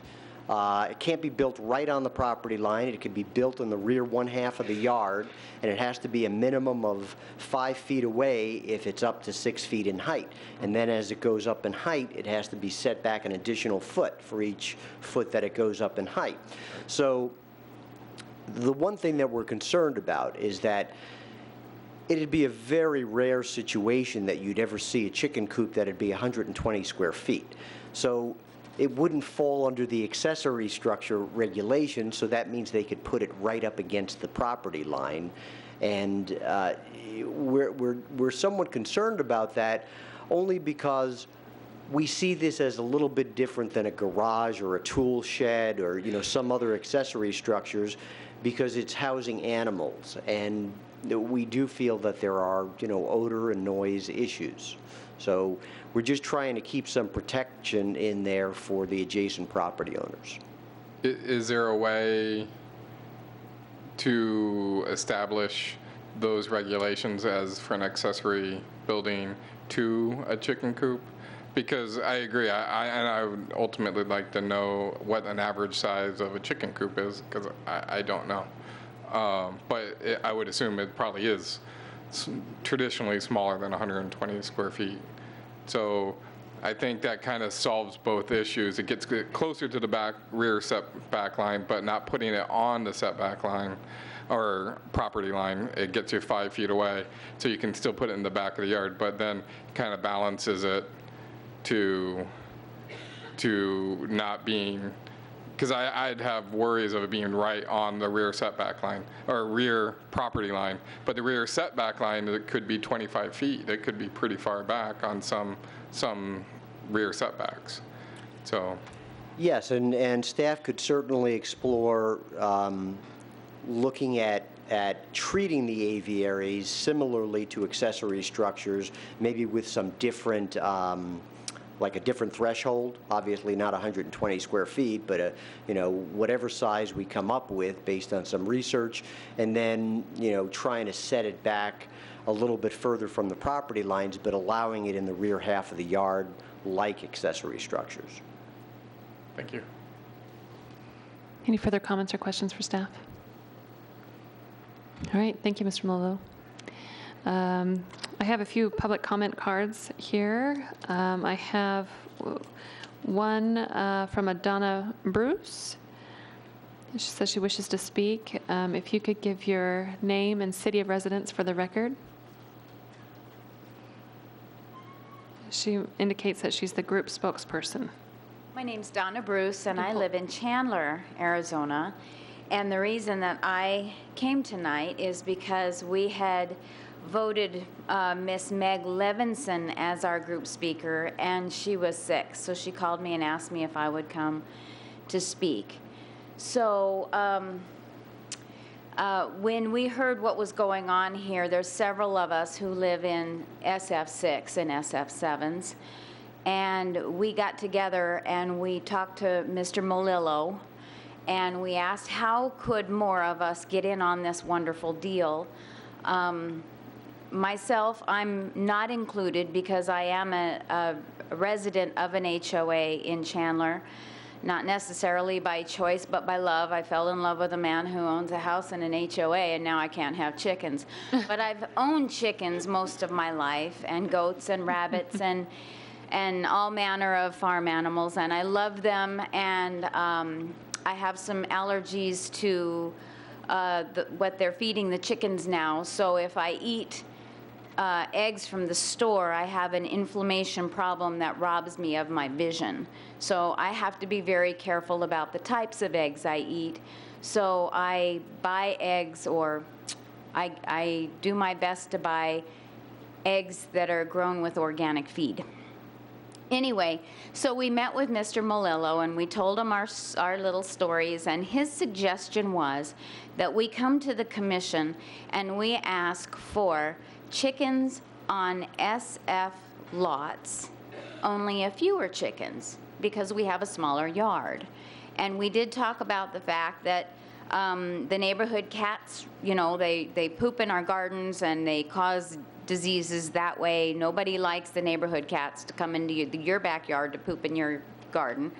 The dogs running loose, the dogs barking, and then you might have an SF6 lot with maybe 5 little hens laying fresh eggs for you.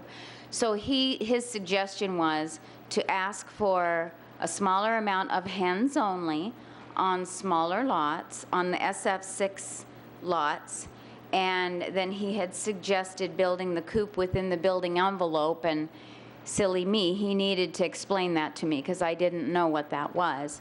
Now that I do, I'm concerned that maybe a builder would have filled that in and there's no room. I don't know. But I am here because I'm not afraid, and I told the group I'm not afraid to talk.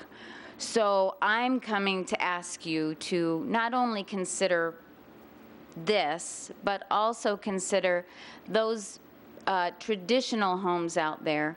To answer one of your questions, was it Commissioner Sippel, an HOA is not gonna, if you've already signed CC&Rs that you're not gonna have fur or feathers, they're not gonna let you have it. And that's my situation, sadly. This law that we've been talking about, there are hundreds of us out there, by the way, who want chickens. And this SB 1151 is not going to allow people in HOAs to have chickens. And it's not going to allow, you know, it's going to allow the towns still to regulate how many chickens each lot gets. But apparently, from what I understand, it's not going to allow the towns to say you may not have any chickens at all as long as you are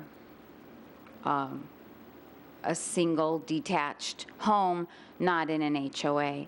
But I'm just asking you to consider those of us who don't have the 8,000 square foot lot to allow us to have a smaller amount of hens only, and that's all. Thank you. Thank you, Ms. Bruce. Is there anybody who would like to address the resident? Just one question. Thanks for coming down. How many chickens on a SF6, SF7 do you think would be reasonable? I would think 5 would be a great amount of chickens, yeah. Okay, thanks. Oh, one more, sorry. Since you get to be our group talker, I just because I need to be educated a little bit more in understanding the rooster aspect, just because we were talking about 20,000 square foot I guess, and understanding how that works between the hens and the rooster. How do the eggs come about if you have no Well, rooster? right, and the noise factor, and I just want to understand what we're looking at. We have to make a judgment between 20,000 square feet, or if we're looking at something on FS6. Just kind of understanding the process of owning chickens.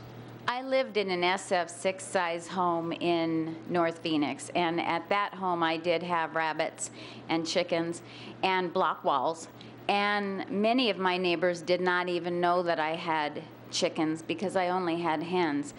I will not be dishonest though, because there are times, or there are certain breeds of chickens that are louder than others. And a rooster is not necessary, by the way, for a hen to lay eggs. And when she does lay her egg, she's very proud of it. And sometimes she will do what we call an egg song. So she will kind of go, bok, bok, bok, bok, and let everybody know that she's laid an egg. Some chickens, not all. So if you have 5 hens, you might hear 5 bok, bok, bok, bok during the day, and they don't lay their eggs at night. And chickens go to sleep as soon as the sun goes down, and they wake up when the sun comes up. So they're not going to make any noise at night, and they don't really draw flies, they eat them. It's my dog's poop that causes flies. Come to my house, you'll see sometime on a summer day. Yeah. So I'm allowed dogs, and I have one, and he poops because he eats. So. All right, thank you. Can I ask a question? Yes, sorry. A few more questions. One more question. We talked about the size of a coop, and since you seem to be the spokesperson here, can you maybe explain how big a coop needs to be if we were talking about 10 chickens like we're discussing here? It depends on what your coop is for. If your coop is for them to sleep in at night only and they're free range, the coop can be just big enough for 10 chickens to get into. They'll even go in there to lay their eggs during the day.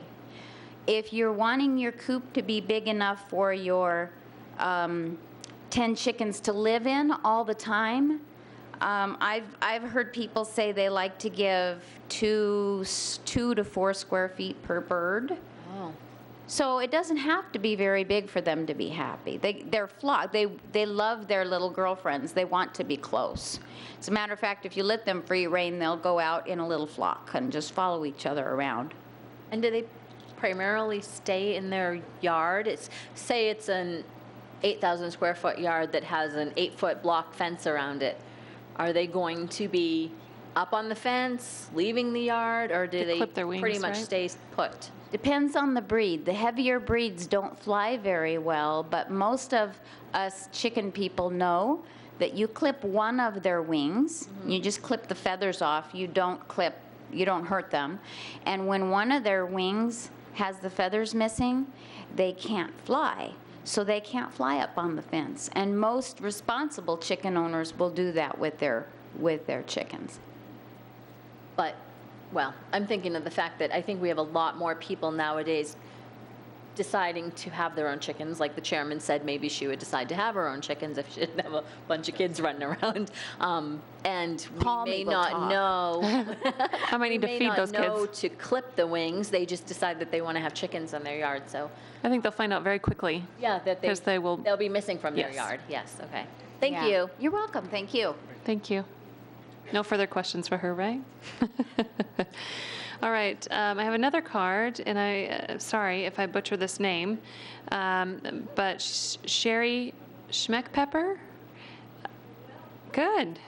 In favor of this item and wishes to speak. So please, if you could state your name for the record and your city of residence.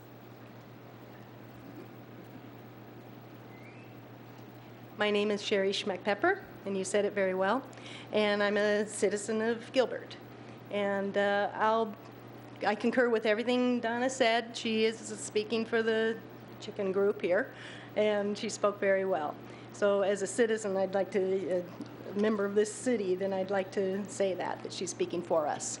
And I'd also like to say thank you to the commission for considering this and to working on this project, and for Mr. Melillo for the time that he's put into this as well. I am disappointed that this does not include the smaller lot sizes. Now, my husband Bob and I live on a larger lot. We teach people how to grow their own food. So we do a lot of interacting with people, a lot from Gilbert and many from other places. And over and over, whether we're teaching gardening, how to raise a chicken, how to compost, how to milk a cow, whatever we're teaching, people consistently say that they would love to have chickens, they would love to be able to live a lifestyle that's free for them to grow their own food, but they're limited. Their city doesn't allow it. Their lot is too small. Their HOA confines them. Their freedoms are being controlled that way. Most people do not want to have a huge flock. I mean, they just want enough to allow them to have eggs for their family. There's a lot of different reasons for it. Some people just want to eat an egg that tastes like an egg, which store-bought eggs really don't. If you ever compare the two, you'll see there's a distinct difference between store-bought and homegrown eggs. The nutritional value, there are many people who can't eat even the organic eggs that you buy in the store. So this allows them to produce their own food and create a sustainable environment, because chickens are a very valuable part of a sustainable food-producing environment. They produce manure. They also eat bugs. They eat a lot of bugs. They eat the flies. They eat the crickets. They eat the cockroaches. And they keep those things out of our gardens so we don't have to spray them with pesticides. So it all works together to create a great, healthful environment. And we want to, even though Bob and I live on an acre, over an acre, we want to support those people in the smaller lots so that they can have that opportunity and that freedom. I do appreciate the fact that the building envelope, that the setbacks are being changed on that, the 100 square feet. Our chickens will enjoy being able to stretch out their wings at night instead of that 6-inch coop that they live in, because our lot is about 200 square feet wide, or 200 feet wide. So a 100-foot limit gives us a very narrow coop. But so chickens do not take a lot. Our first flock we had in about a 20, maybe it was less than 30 square feet, and we had a dozen chickens. And in the coop, all they do is go in at nighttime, because you've heard the expression, the chicken goes home to roost, because they always go home to their roost. That's their natural instinct. It's their protective instinct. So they go to their roost at night, and their roost is simply a bar, a couple of bars maybe. We have a stair-stepped one for our chickens. And so they take up very little space. And they need that, they need their food, and they need their water. So coops don't have to be very large at all. They like to run around, so a chicken run might take more space. They'll only be in the run during the day. As for roosters, the only comment I have on that one is that most of our roosters aren't quite eating size at 4 months. Some are not. So sometimes you may find a rooster that's 5 or 6 months old by the time it's put in the pot. But most people will put their roosters in the pot when they start to crow. So if you have any questions on that, then I can answer that. Again, thank you. I do think that the fact that Gilbert is moving towards loosening these regulations and making them more realistic and workable shows that Gilbert is a progressive town, and I really appreciate and am proud to be a citizen here. So thank you very much. Thank you so much, Sherry. Hold on just one second. We've had questions for other speakers. I just want to make sure we don't have any, before you walk off, any questions for Sherry? Vice Chairman Naylor. Okay. In trying to understand some of this, if you were talking about a smaller lot, so right now we're potentially looking just holding at 8,000. If we were going down to like an FS6, which would be 6,000 or some variations to that, would you have, when you have that building setback, it's a lot smaller. In owning chickens, would you consider having them really close to your home, or how would that work? You know, the majority of times people determine their coop location by the environment. We live in a desert, and chickens succumb to heat.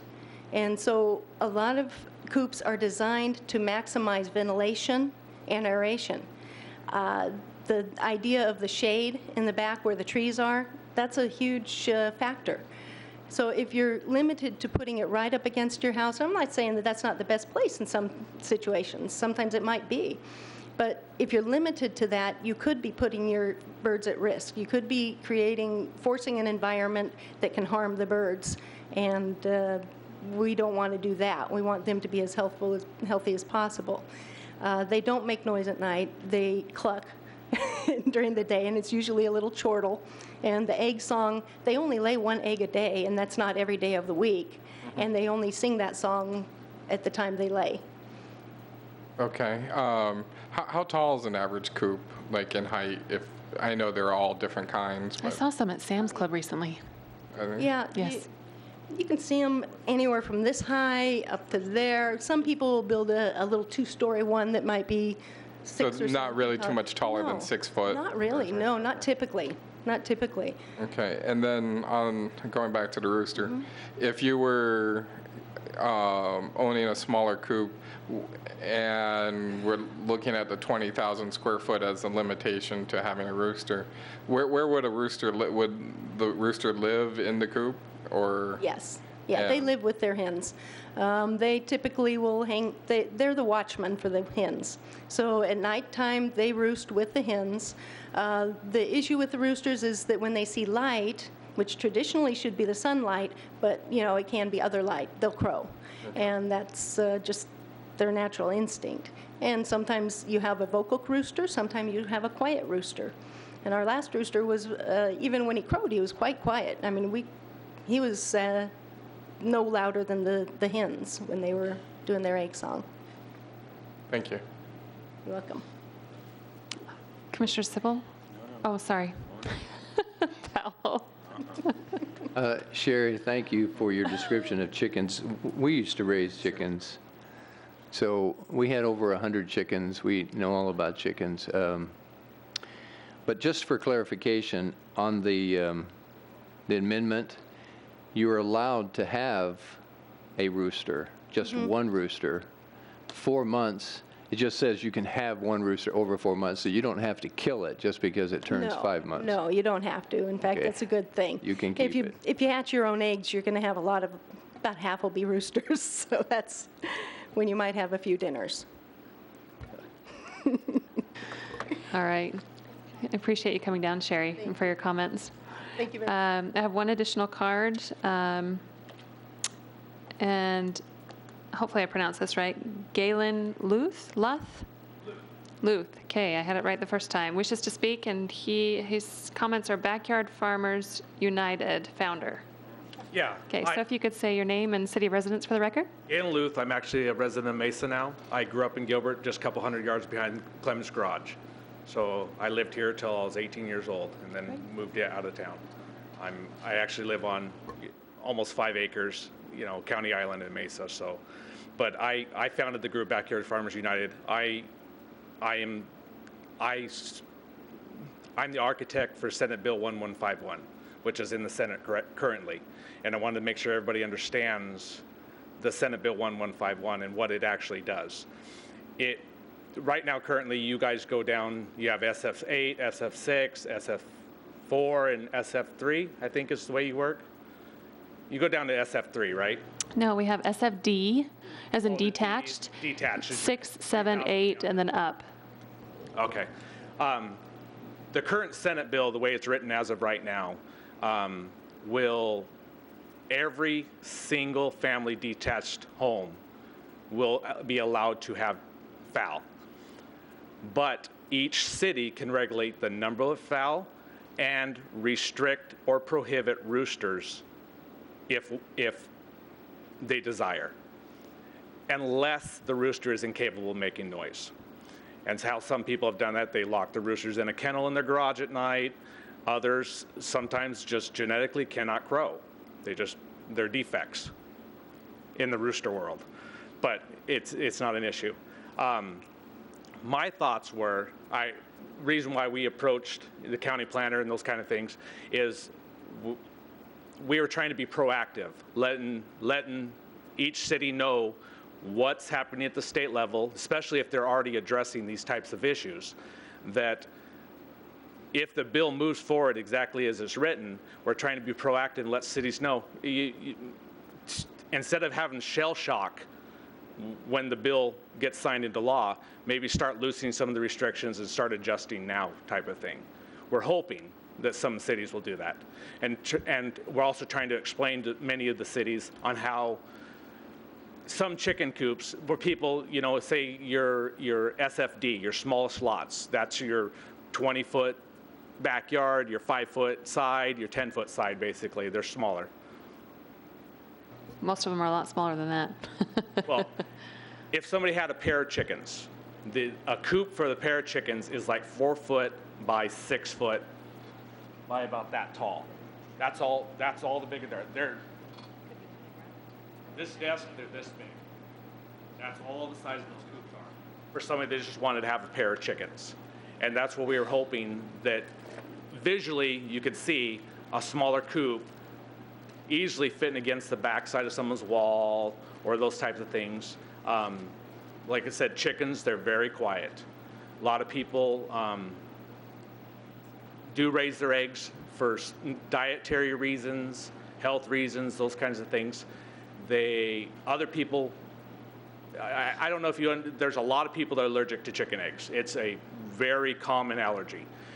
99% of people that are allergic to chicken eggs can eat quail eggs, turkey eggs, and have no ill effects from them. That's why the Senate bill is written in the way it is to allow fowl, because it's an allergy reason. Where turkeys will only lay seasonal, where a chicken will lay almost all year.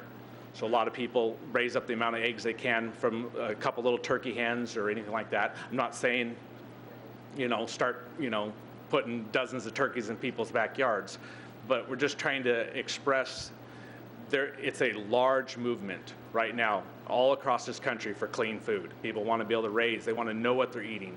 They want to see it. They want to teach their children. They want their children to enjoy the experiences of going out, collecting the eggs, bringing them in. It's actually a joyous experience for many people. And we're trying to get the word out that chickens aren't some notorious creature that's going to cause damage during the night and attack their neighbor's house and, do all kinds of strange things. Chickens are very docile animals. They make less noise than the blackbirds that are sitting in the tree above your house, or the sparrows, chirping around the way. Like everybody said several times, they just do their little egg-laying dance for a few seconds, let everybody else know, then the next one goes in and she's got, look what I did too. They are social animals, and we just want people to understand they need to be in a pair, minimum. So we're hoping, when the bill comes down the pike, that everybody all of a sudden all these cities, well, everybody can have one chicken now, and it's just going to stir up more trouble than is needed at that point. But like I said, I grew up in Gilbert. I loved Gilbert. But I watched Gilbert turn from the farmland that I grew up in, the cotton fields and the cornfields we'd play in every morning. I went to Gilbert Elementary, then I went to Mesquite Junior High, and then I went to Gilbert High School. I grew up here, and it's changed a lot.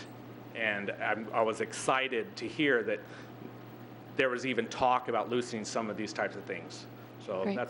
That's what I had to say. Appreciate your comments, Galen. Is there any questions? Commissioner Peterson? Have you found, we've talked about the HOAs, and obviously we can't control the CC&Rs and all of that. Have you found most are against having fowl in their neighborhoods, or was it not addressed at any point in time? There are HOAs that allow you to have chickens, but they ask you to get your neighbor's permission first, and your neighbor will submit a thing along with your application with an HOA to be allowed in an HOA. We strictly didn't, in the bill that we put forward to the state, did not include HOAs in that bill because it's too much at once, basically. We have so many people from so many other states now in Arizona, and we can't just change the view that has come from so many other states to try to get them to see what we used to be here. We're just trying to bring back a little bit of what Gilbert and what Arizona used to be. But the HOAs, there's a lot that can be done at the HOA level with residents and homeowners. They can join their boards, they can help influence their boards, and they can go that route, which is what we're pushing people to do in HOA areas that aren't allowed. And obviously, they signed a contract, they're dealing with that contract right now. Right. So that's the difference with an HOA. Thank you. Great, thank you very much. Any further questions, Vice Chairman Naylor? I just had a question getting to the, and I think I pretty much already asked the same question on the 6,000 square feet versus 8,000 square feet, because we're talking 8,000 square feet right now and what we've kind of looked at initially. In a free range setting where you do a little 10 square foot coop that you've talked about, how much room do they need as the chickens to free range or to walk around and hang out? I mean, it's all what you're going to allow them to do. I mean, some people might put up a little, little picket area to keep them in, grow a little grass patch for them to eat the grass. Chickens love grass. Some people might let them wander to the side of the house, but chickens aren't going to jump the wall. I mean, that's their home. That's where their food is. That's where their water is. They know where their food and water is. So they're going to stay close. I mean, now, there's always going to be somebody there's always a bad apple. There's going to be somebody out there that's going to neglect their birds, not feed them appropriately, and they're going to be hungry, and they're going to be searching for food. But in that case, you already have city ordinances in place to take care of those types of situations. Right, and I can appreciate that. I'm just kind of looking at if I've got a, so you're in essence, if I've got a 2,000 square foot backyard versus a 1,000 square foot backyard, it really wouldn't make a difference to raising chickens. It would just be less, I would recommend less birds for smaller lots. Okay. You wouldn't want to have 25 birds on 1,000. Right, but if you had 5, like that would be all right for like a backyard. SF6, SF5, down to maybe a 3,000 square foot lot or a 4,000 square foot lot, something under that. I mean, it's common sense that you would go a little less birds.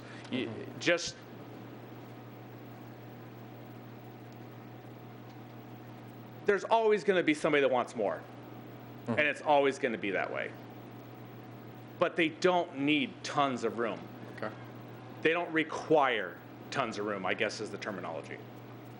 All right. Thank you. Great. Appreciate your comments. Thanks for taking the time to come down tonight and wait through this. I don't have any additional cards for anybody wishing to speak. Is there anybody out in the audience that wishes to speak?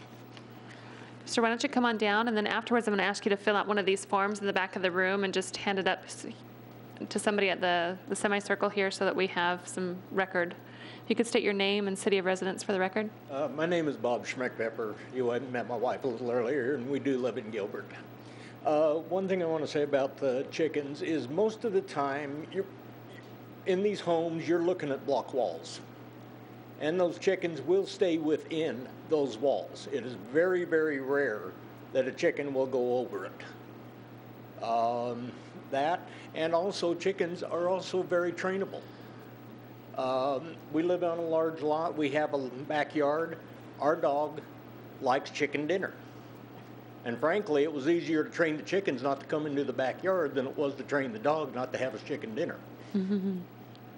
So to keep them out of other people's yards and everything like that, that's really a non-issue. And like Galen said, you do have ordinances in place to take care of people who are having a chronic problem with their neighbors. But most of the time, it's the neighbor with the problem that is out of line.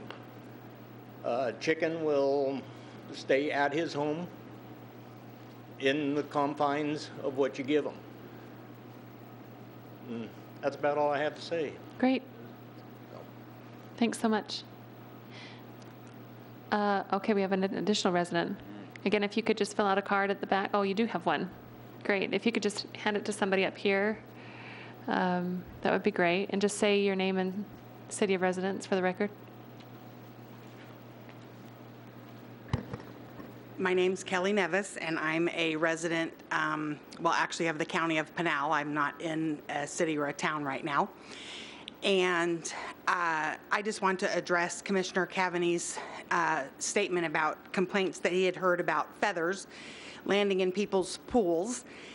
And I just am curious as to what the people do about all the native birds that fly over on a regular basis that shed their feathers, because I'm sure those must land in their pools also, although I have a pool and I've never had any feathers of a native bird or my chickens in the pool, ever.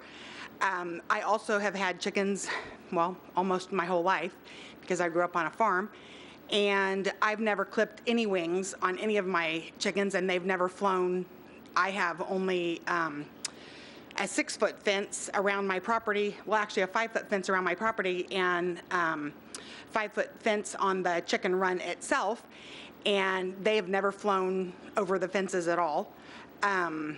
I too have a dog who likes to eat my chickens if they get into the dog's area of the yard, so that's why the chickens are in a run, or they would be allowed to free range my entire property, because they do eat the bugs and they do eat the scorpions, and they do keep control of those things, which is a good thing for the people and the rest of the animals and the environment.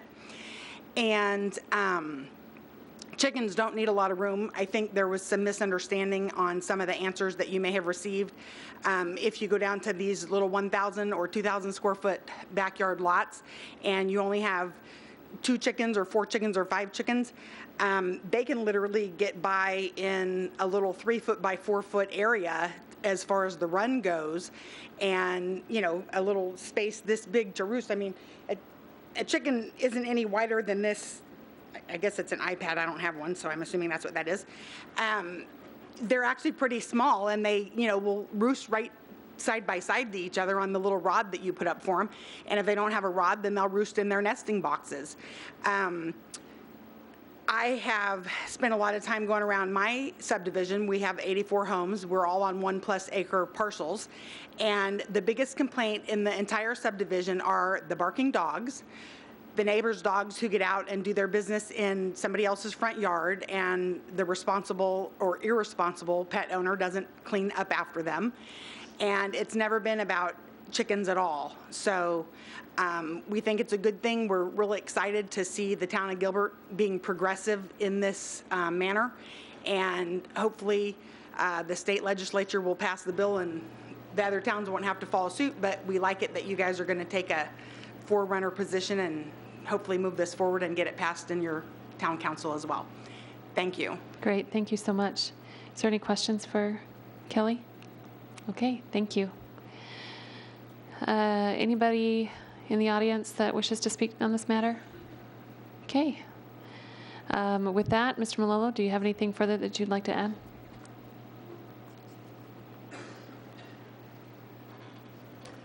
No, Chair Whitman. We're just looking for direction. If you'd like us to look at this and continue it to another meeting, we're happy to look at whatever issues you direct us to look at, or go forward with the different options that we've already discussed this evening. Great. Okay. Any questions for staff before I close the public hearing? All right. We'll close the public hearing and bring it back to the dais for discussion and possible motion. Vice Chairman Ayler. Thank you, Chairman. Well, I've been educated, and I thank you for the public and giving some good information. I didn't know I'd learned so much about chickens tonight. I guess a couple things in education that I kind of wonder I put out there for us on the dais is looking at if we went to 6,000 square foot, because that would pick up FS6 and above or larger lots. And I still don't know where I sit where it deals with the building setback. in now understanding how big a coop is, I kind of like if there's a way to set it as an accessory building, because and maybe set it at like 10 square feet because it doesn't look like they would get too much smaller than that. But that gets you pretty much 5 feet to the property line. It's a nice low building, and if they were to build a larger one, a double-decker or what was brought up, then they'd have to move it closer to their house. It moves 1 foot high. They have to, so visual sight lines won't be there. It sounds like you wouldn't hear them very often, so you would almost not know where a neighbor would have their chicken coop. But the worry that I have is having a double tier one, if it got over 6 foot, because most of our block walls are 6 foot, then you got sight lines of things, and I've always not understood why we could put a storage shed right up on a property line, but that's just how the code is written in the ordinance. On the rooster, I'm still like to hear discussion on the 20,000 square foot limitation. I don't know where that comes in building set. I'd propose 6,005. The count says we have them as they're proposed, but bring it down to 6,000 square feet instead of 8. Thank you. Okay, so let me see if I understood what you just said. You're proposing to reduce the size permitted to 6,000 versus 8,000 square feet?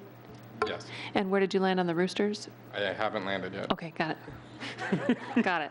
Okay. All right.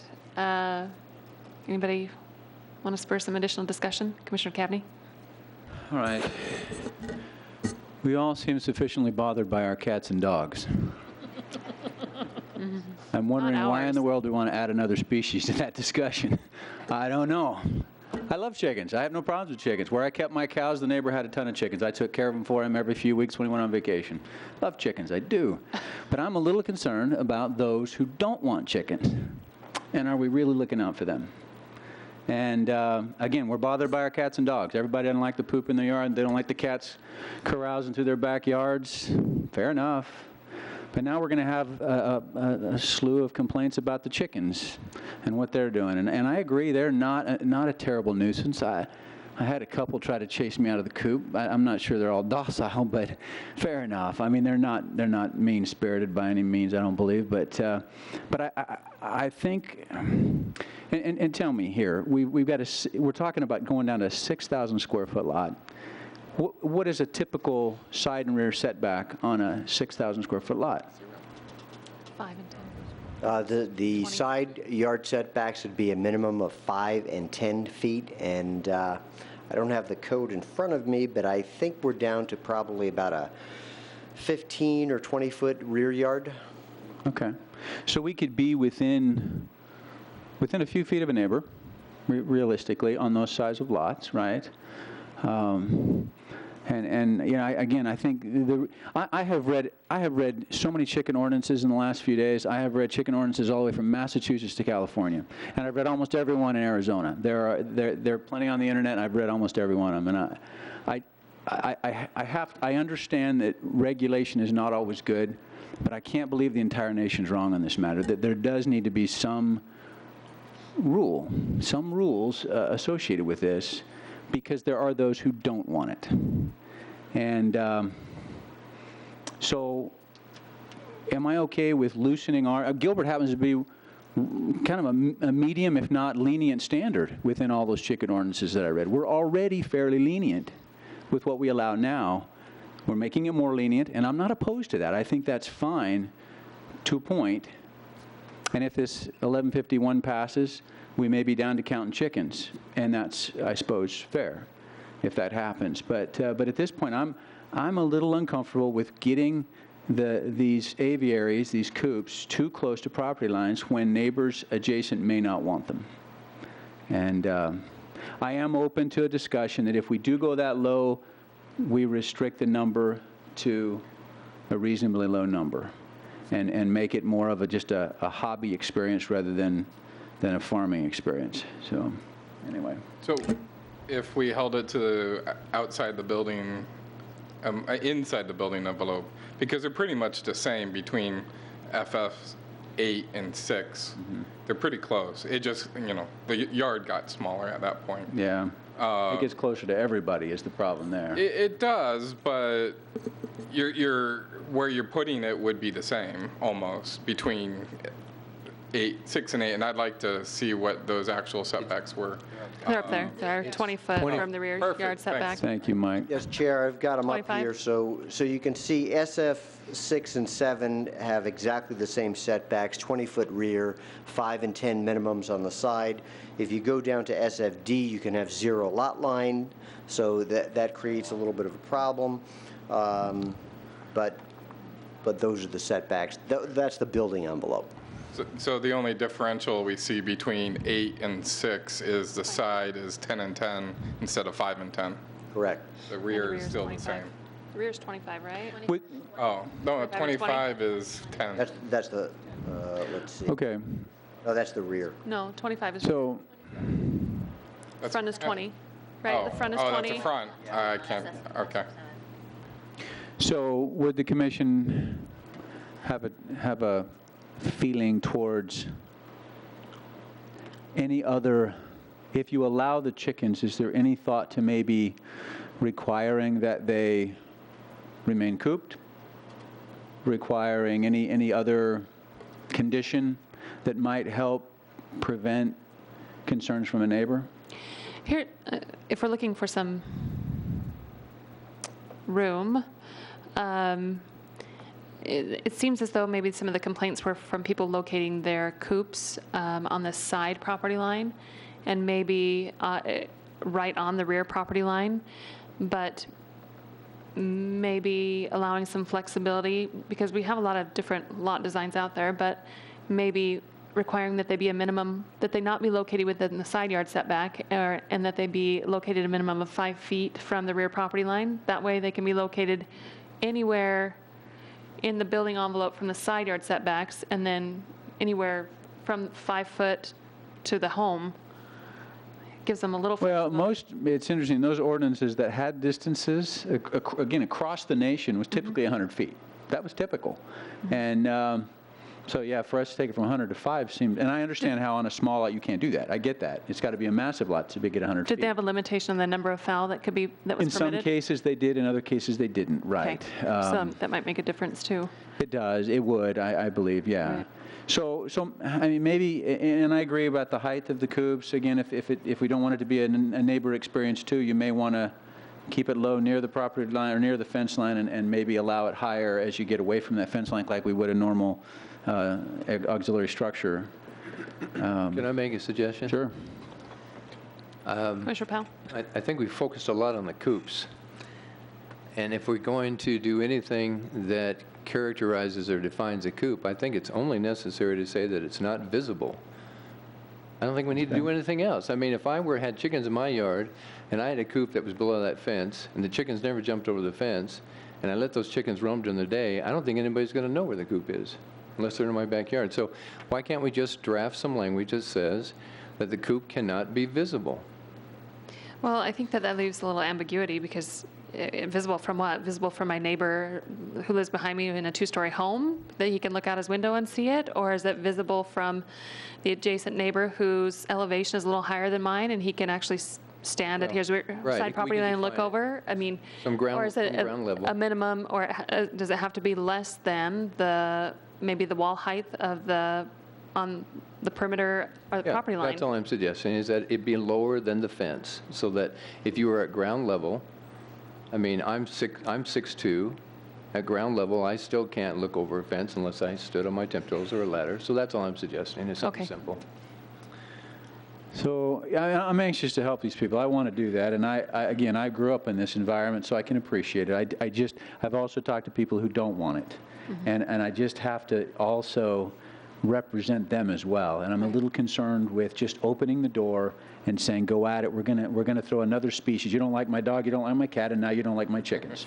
And I do think regulation, it isn't always bad, because it also takes what would be just a neighbor dispute into more of a regulated dispute. In other words, there can be a third-party independent resolution if there is an ordinance prohibiting something that's being violated. So I think it can take a neighbor dispute and separate it. So I'm not sure I fully agree with regulations just create disputes. I don't think that's a fair comment. But anyway, so I am open to helping these people. I just don't quite know. I'm anxious to hear everyone else's comments on what could be done to accommodate it without impacting those who don't want it.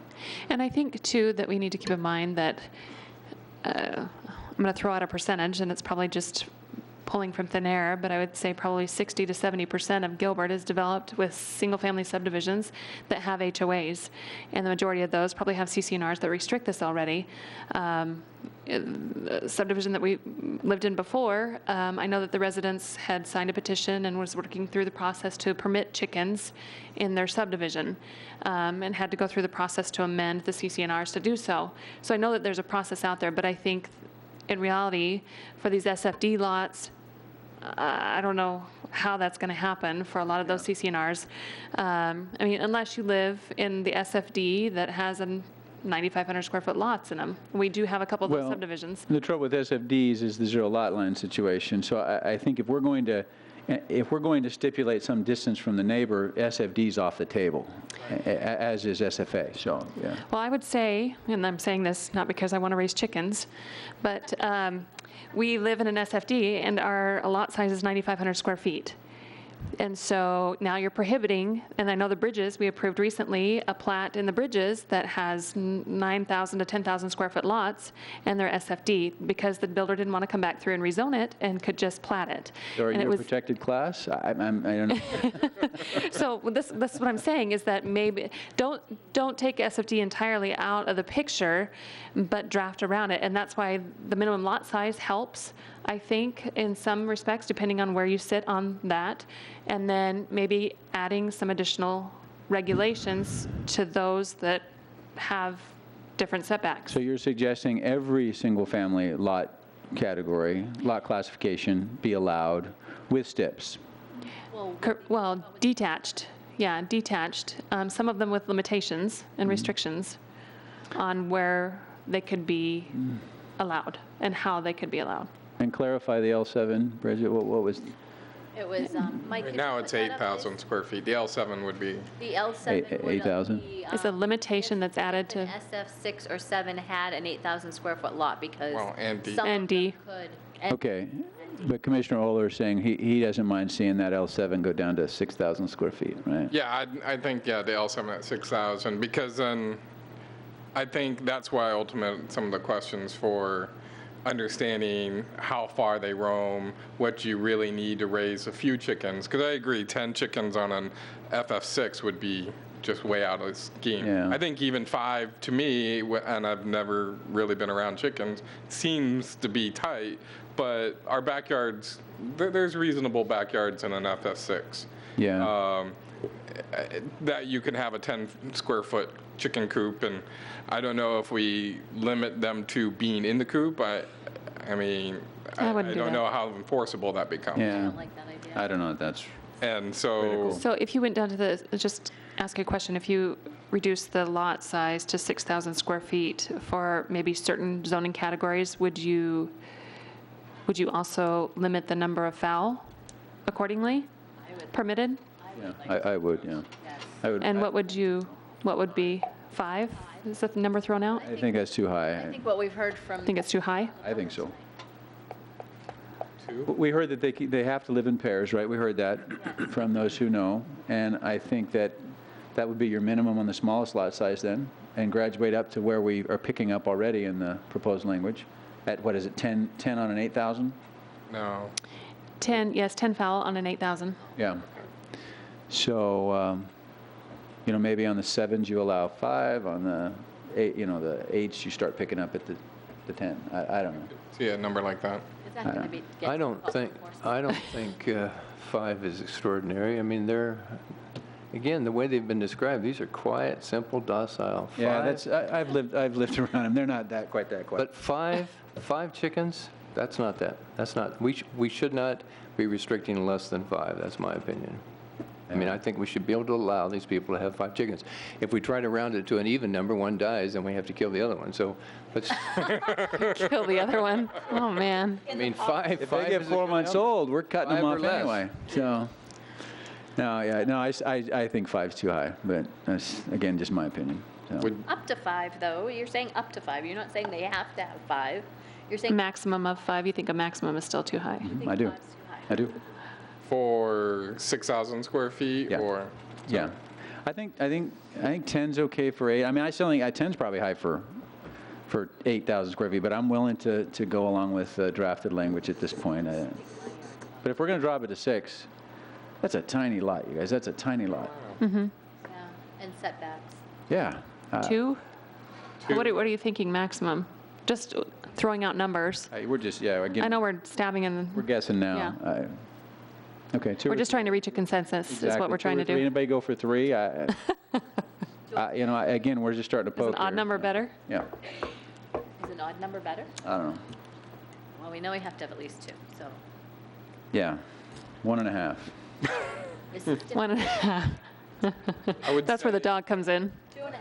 I would say on D and 6, that would be 2 and then 5 and then up to So where we're. graduated up a little. Yeah, So I think that's because those SFD with a lots minimum are- 6,000 square foot Are we lot? making it too hard to Or enforce you- this thing, though? I don't know. We're getting kind of complicated here. So from 6 to 8,000 square feet, because we kind of talked about 6,000 being the minimum, right? For 6 to 8,000 square feet, can have no more than 3? Okay. And from 8, as drafted in the ordinance or as drafted in the staff report? Is that what? Yeah, 8,000 is 10. Yeah. That's what's here right now. 8,000 is 10. Up to 10. Again, Up to 10. Again, I think that that's just too low. I think we're taking this too far. I don't think we have to be that punitive.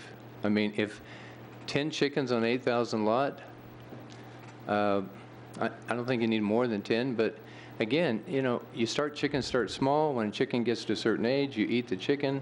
I mean, you know, we're revolving Eat the the chickens. chicken? Yeah. Just the eggs. Just eat the eggs. I don't care if it's Betsy or Bill. When it's time to go, it's time to go. So, Oh, my but goodness. the point is that let's Mental note, do not eat dinner at his house. We're not necessarily infringing on their neighbor's right by allowing a certain gentle number of chickens. Let's not be too restrictive. 5 for 6,000 is fine. 10 for 8,000 is fine.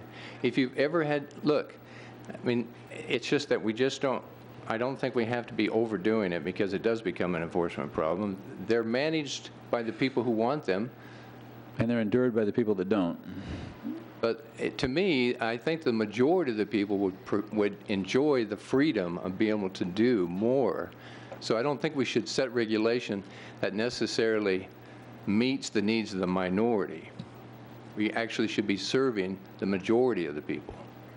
I have to say that when I moved into my neighborhood, and I probably have about an 8,800 square foot lot, but I'm not sure if we're an SF 6 or 7, but I have a larger lot because I'm on a corner, right? So I might fall into the L7 specialty limitation. When I moved into my neighborhood and looking at the size of our lots and how close our homes are, I don't think I ever expected somebody to be raising chickens beside me, just perception-wise.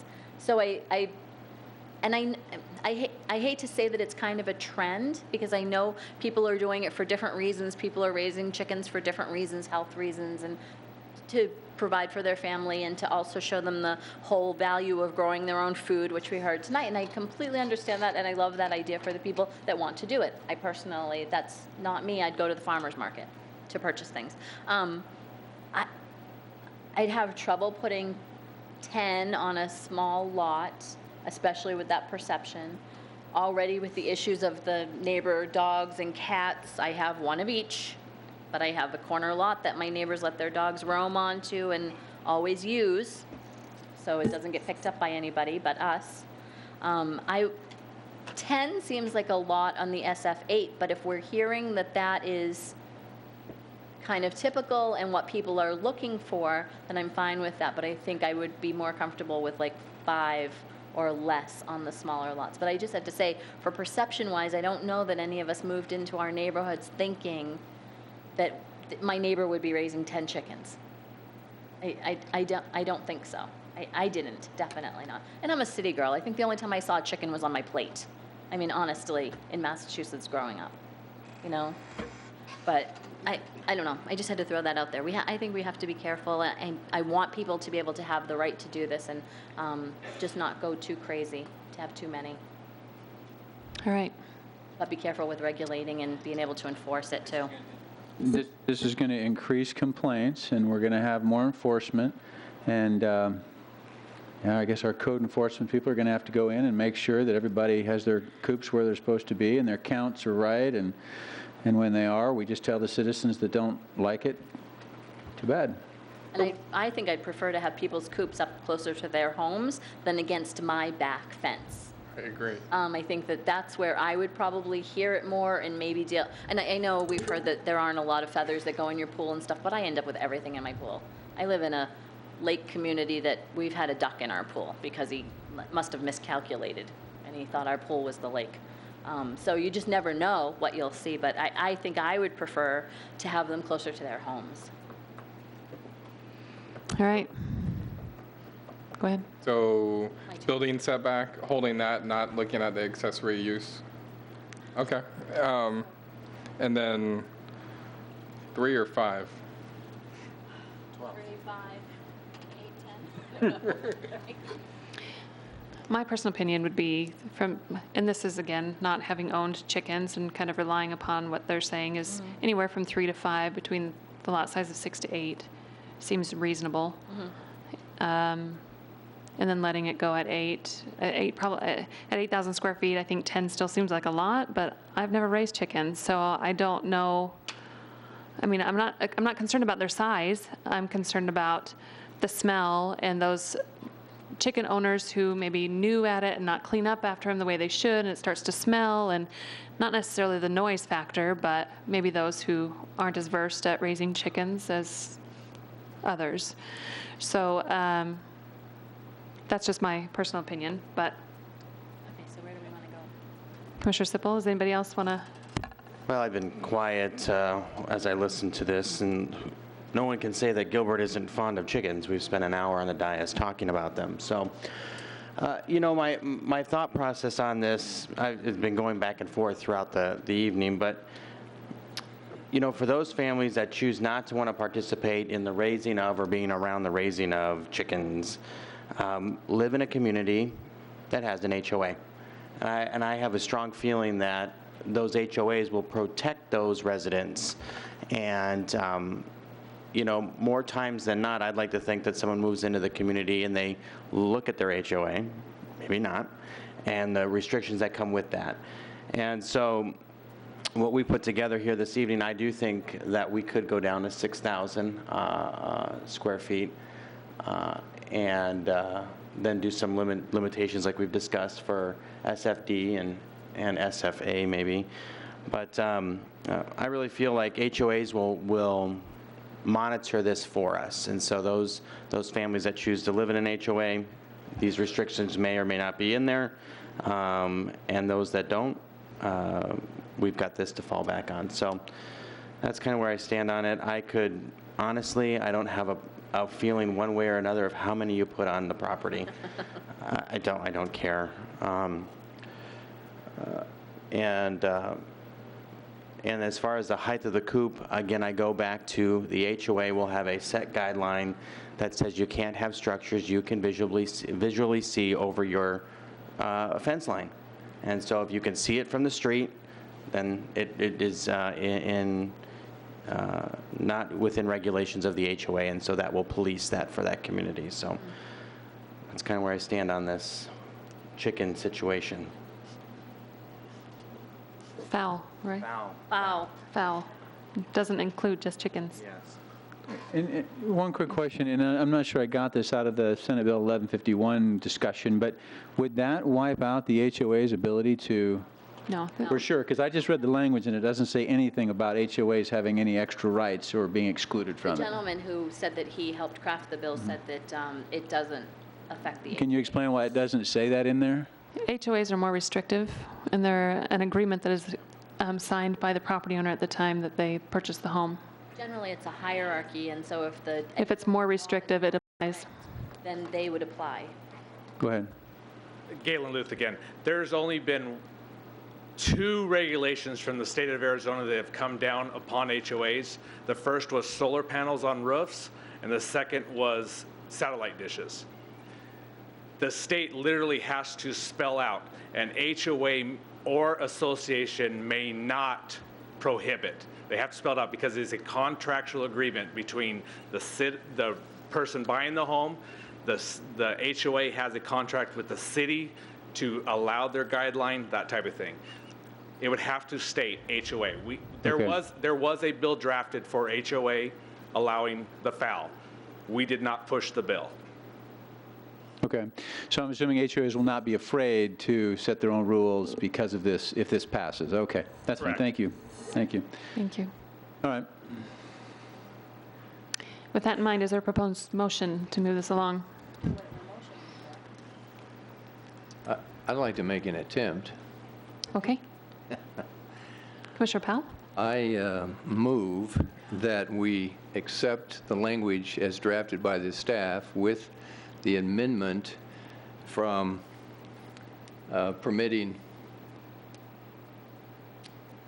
allowing the permitting of foul in SF 7 and 6 and/or property that has a minimum of 6,000 square feet, and that we allow up to 5 and no more than 5 for any property that is 6,000 square feet. And I think that pretty much covers it. Or less than 8,000 square feet, is what we mean to say, 6 right? to 8,000 square feet? Yeah, 6,000 to 8,000, yeah. And you left off SFD. Oh, okay, yes. So SFD as well, with the minimum size property of 6,000 square feet. And then number of foul from 5 between 6,000 and 8,000 square That's feet. correct. And then as drafted by the staff. Yes, that's correct. And one concern with that motion is in SFD, we have not stipulated any setback from the fence line because the building envelope goes to the property line. Well, the rear, there's still a rear setback of 10. The Right, but the side yard I think. setback. They could put it on They their could put it on side the yard, side though, yard. which is the So, concern, yeah. so you could restrict the coop to be within the envelope of the rear, equal to the rear on all sides. Or at least a minimum of 5 to 10 feet, which is the average okay. side yard setback away from the Yeah, or you side could say property that. line. That would be fine. Mike, can you put up the setbacks again, please? The side and rear setbacks, please, just, thank you. That helps, thank you. So, So generally, they're 5 and 10. So a minimum of 5 foot away from the side property line. So recapping, the motion would be to permit foul to be located in SFD, SF6, 7, and greater, with a minimum lot size of 6,000 square feet, and that lot sizes between 6,000 and 8,000 square feet would be permitted 5 foul, up to 5 foul. 8 and greater would be 10. And then, of course, the 20 kicks in as staff has drafted. And then for SFD specifically, the coops cannot be located any closer than 5 feet to any side yard setback. Does that make sense? Is there a second? Second. Second. Well, we wanted to make sure that the that was a recommend. included everything. We also need to say recommend for approval to the town council, because we just made a motion, but. Yeah. And approve as stated to the town council. And we got a second. Was that, who seconded? You did? Okay.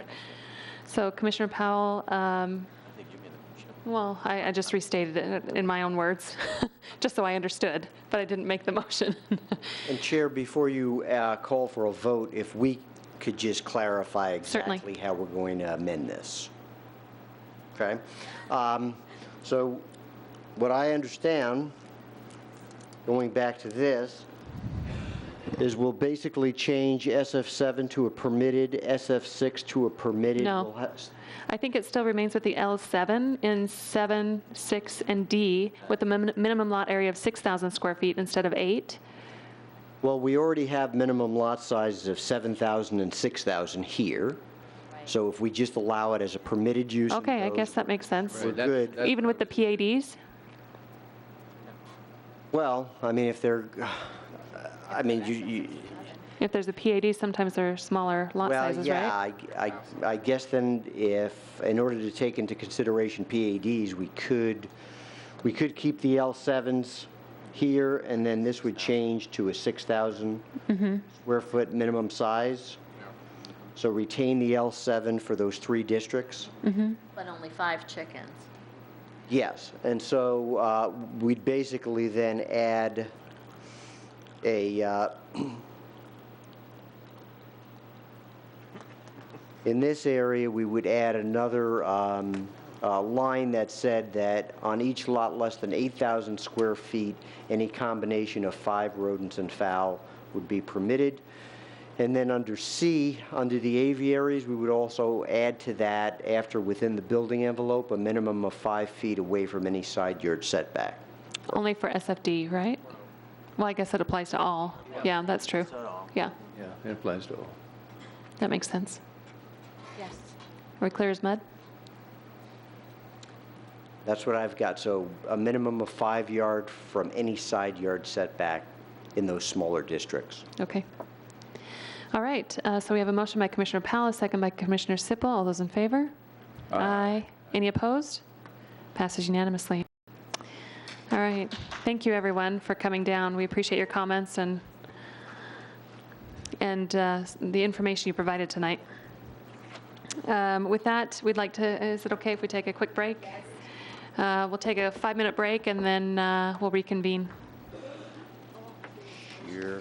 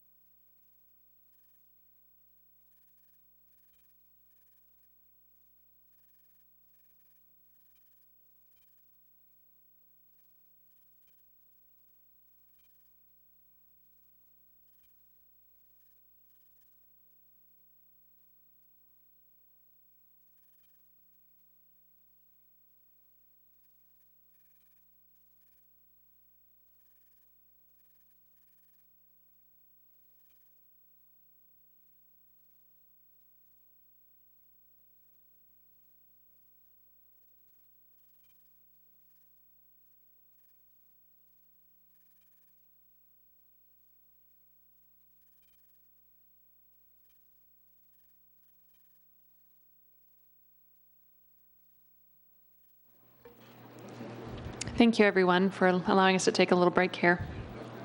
Moving on with the agenda. Up next is agenda item number 13, which is GP 13-17. It's a request for a minor general plan amendment for approximately 3.9 acres located at the north and east of the northeast corner of Williamsfield and Lindsay Roads. I'd also like to open Z 13-29, which is a companion zoning case. Obviously, we'll discuss this as a group, but then vote on them separately. So with that, we'll invite up Ms. Maria Carabin. Thank you very much, Madam Chair and Commissioners.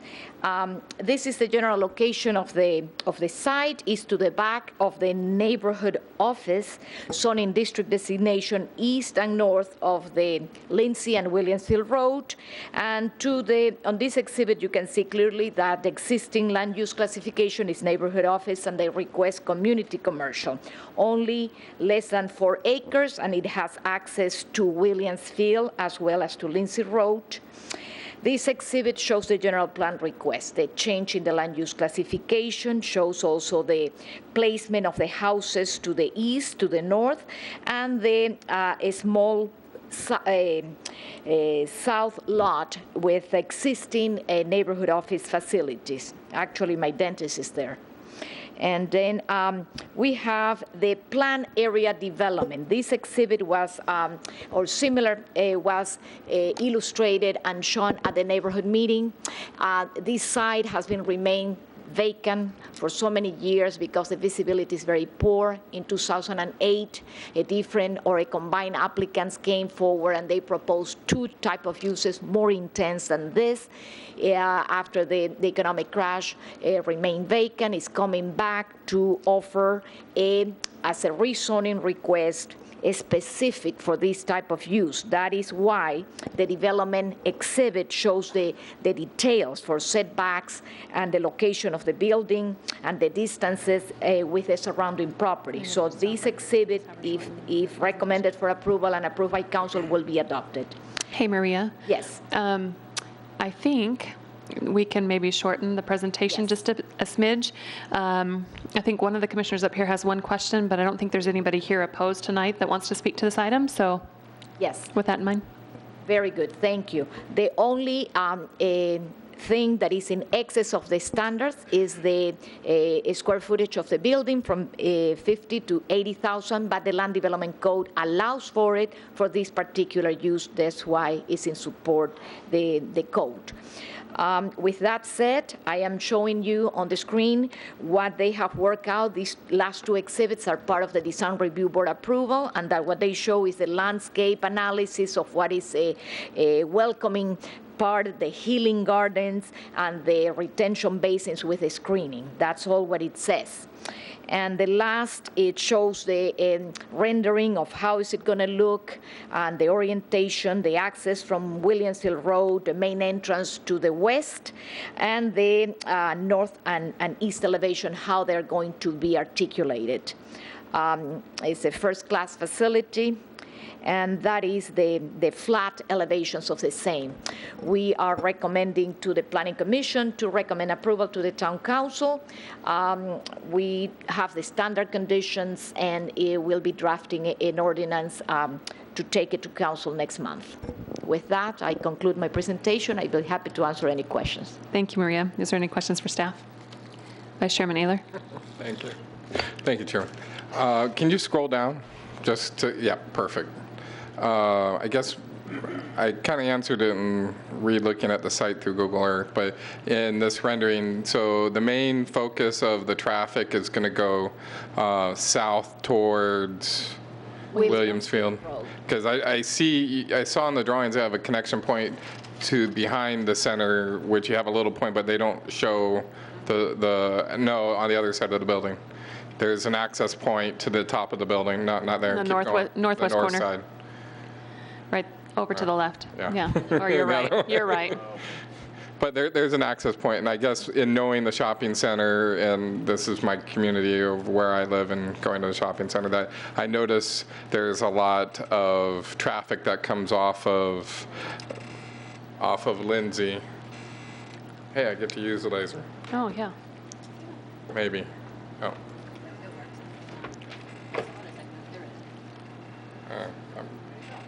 Oh, there it is. Yeah, the green one's right there. So I guess my question is, and we asked traffic last time and just trying to see, I'm assuming there's a cross-access agreement set there since the road kind of dies off there. That's correct. But is there a better way to try to make or question or the access in design of the site, trying to go out to Williams Field instead of Lindsay, just because you're going to double up on traffic that comes off of Lindsay? Well, with the school there, well, it's just a day school, you know. That's correct. Thank you, Madam Chair, Commissioner, Vice Chair Ayler. Traffic engineer looked at that after the study session when you have that question, and he concluded based on this type of use that there are not going to be a lot of trips anticipated to be generated by this Lindsay Square Center. He also added that by seeing how both access points are full movement locations, one to Lindsay and the other one to Williams Field, he does not have any concerns regarding traffic or a large amount of traffic near the preschool area. Maybe what your observation may be that is vacant land. Some of the traffic that uses the shopping center right now, maybe to mitigate or avoid whatever traffic is within the shopping center they go around. By building that area, seeing all that, may not be tempted to use that connection to Lindsay. Yeah, I think it's a great use and a focus point. It going to the south works well with the office buildings, so they're lower intensity, where going behind, you're going right by a play area in the back, and just safety of the neighborhood. But I think overall it's all right. Vice Chair Ayler, I visited the site, took pictures. They have view walls, solid ones, not the pull fences, but a very solid wrought iron with the masonry. The children in that area playing are well protected unless, well, God forbids any encroachment, but traffic feels comfortable about the way they are delineated, fenced off, and the type of an amount of traffic to be generated by this type of use. Okay, great. Thank you. Any further questions for staff? All right. Thank you, Maria. With that, we'll invite the applicant up. Mr. Davis, if you could state your name and city of residence for the record. Good evening, Madam Chair, members of the Commission. Greg Davis with iPlan Consulting, here on behalf of Lindsay Square Care Center, LLC. And for the record, I reside in Chandler. I have a presentation, but I don't think anyone wants to see it. I think the chickens kind of wore us out. So if you have any questions for me, I'd be glad to try to answer them. But to Commissioner Ayler's point, the primary access is out to Williams Field Road. We obviously need 2 points of access, and there will be people that use it, but we're primarily trying to use the Williams Field access for the site. Thank you. Thank you. Any questions or comments for the applicant? Okay. Thank you, Mr. Davis. Thank you. Is there any, I've got a couple of cards. I have one from Marie Boel, and maybe I mispronounced the last name. Sorry about that. It says, I'm in favor of this item, but I do not wish to speak. And then I have one from Brian Boel. Who's in favor of this item and does wish to speak. So if you could come up to the podium, give your name and city of residence for the record. Brian Buell. I live in the town of Gilbert. I live, let's see, this doesn't show up. You don't have to explain specifically where you live. Okay. It's videotaped. Adjacent to the property. So okay, thanks. I'm very much in favor of the project. I live right here, actually. This is an empty lot right now. We get a lot of teenagers and troublemakers that come through. And I'm also on the HOA board for this community.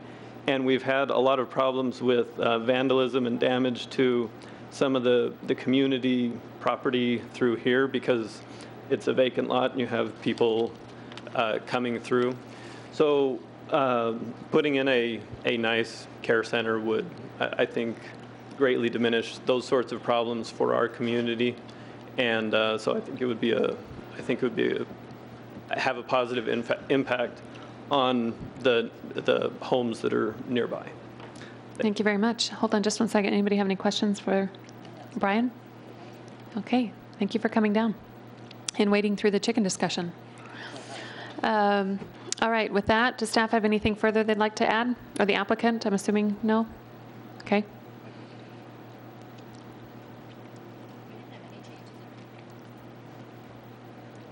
Nothing, Maria? No? Madam Chair, Okay. thank you. Commissioner Powell, did you have something that you wish to ask? Okay, with that, we'll go ahead and close the public hearing if there's somebody here wishing to speak on this item, and bring it back to the dais for discussion and possible motion. Ready to make a motion? Okay. Two separate motions. Move to recommend to the Town Council approval of GP 13-17, a minor general plan amendment. I have a motion by Commissioner Peterson. Do I have a second? Second. Second by Commissioner Kavney. All those in favor? Aye. Any opposed? Okay. General plan is recommended unanimously. Second motion, for the reasons set forth in the staff report, move to recommend approval to the Town Council for Z 13-29 as requested, subject to the conditions listed in the staff report. Second. Okay, I have a motion by Commissioner Peterson, a second by Commissioner Kavney. All those in favor? Aye. Aye. Any opposed? Passes unanimously. All right, moving on to last but not least, Z 13-12.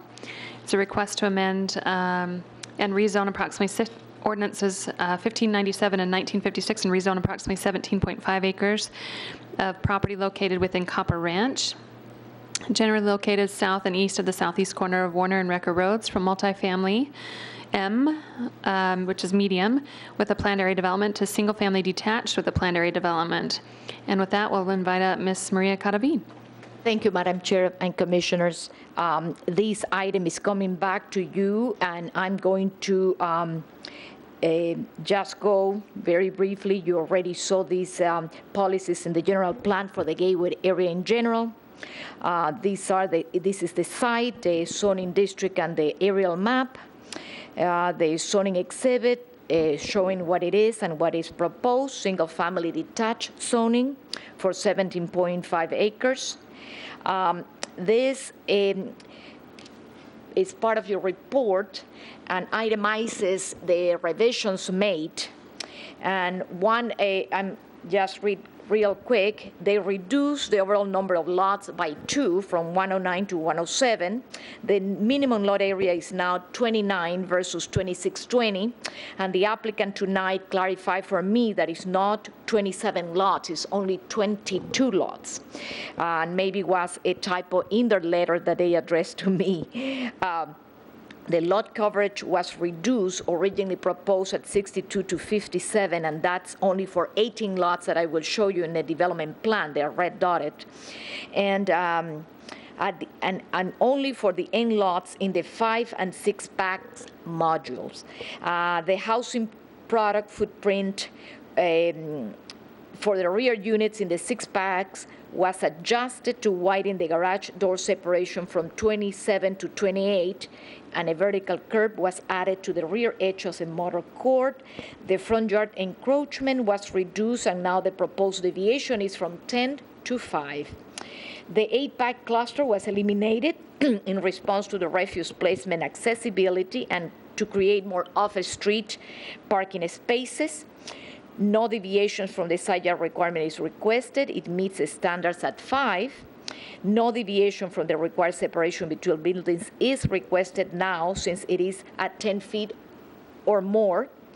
And the number of off-street parking stalls illustrated on the parking exhibits since last submittal increased from 22 to 30. However, traffic did not accept 5 of those, the ones that are perpendicular in the entrance to the subdivision, and we'll see that later.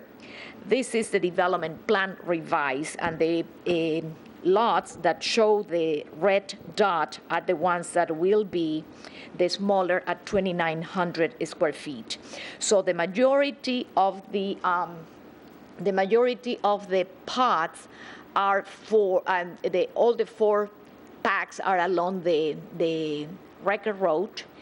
The majority of the pods are 6, what they call it, the 6 packs, and we have 2 pods that are with a real alley, and they call that the 6-pack alley, I think. and 1 5-unit spot. So that's the development exhibit. This is the first exhibit of the traffic and the parking exhibit that we will adopt with the ordinance. And we have those 5 spaces that were there last time. This exhibit shows the 3 more pockets of off-street parking, being the one that traffic does not allow. And the reason why they do not allow it is because it's causing a visibility issue and also eliminating the possibility of parking on the street across the street. So the net gain of off-street parking number occurs in these 2 areas where they change an 8-pack to a 6-pack. They maintain this location and traffic, although sanitation accepted their traffic doesn't feel comfortable and wants all those beings to be relocated in the straight portion of the street to avoid, due to the geometry of the street, avoiding that the traffic goes up to the center line to turn. So that's the parking exhibit. They will revise, and it's conditioned in this report that they will revise those exhibits before we adopt them as part of the ordinance and take them to council. These are the revisions made in the 4-pack. Vertical curb was added at the end of the motor curb, as is noted. End units face-to-face of garages was increased to 28 feet. Then on the 6-pack, which is the majority of those, the vertical curb at the end of the motor court is more like a perception, a physical awareness point. The front setbacks at the end of those units was increased from 3.6 originally to 5, and now we have 10 feet separation between buildings, and in the rest of the between buildings is over 10, 13, and more. The distance also from face-to-face of garages was increased to 28, and now, as I say, separation between buildings increased from 10 to 14.6. And the last 2 packs, they're called alley 6-packs layout, the separation between buildings increase. We don't have the situation of the end of the motor courts because you can go through. And then in essence, the footprints of the houses were adjusted to increase that face-to-face separation from garage to garage.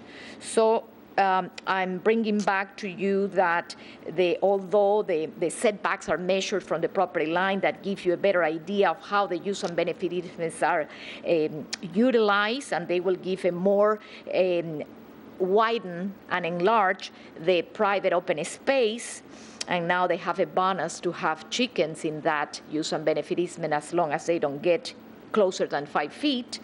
And I think with that, we conclude the presentation. And if you have any questions, I have engineering helping us tonight and traffic as well for any additional questions. Thanks, Maria.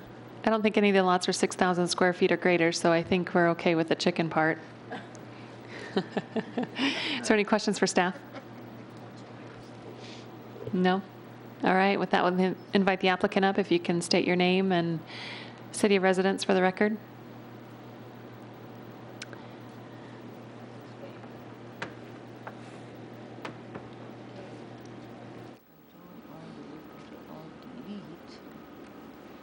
Planning is the same, laptop unit, planning department, laptop unit 2.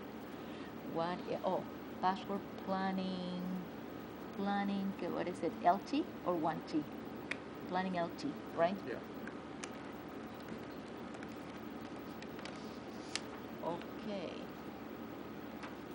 Okay, there you are.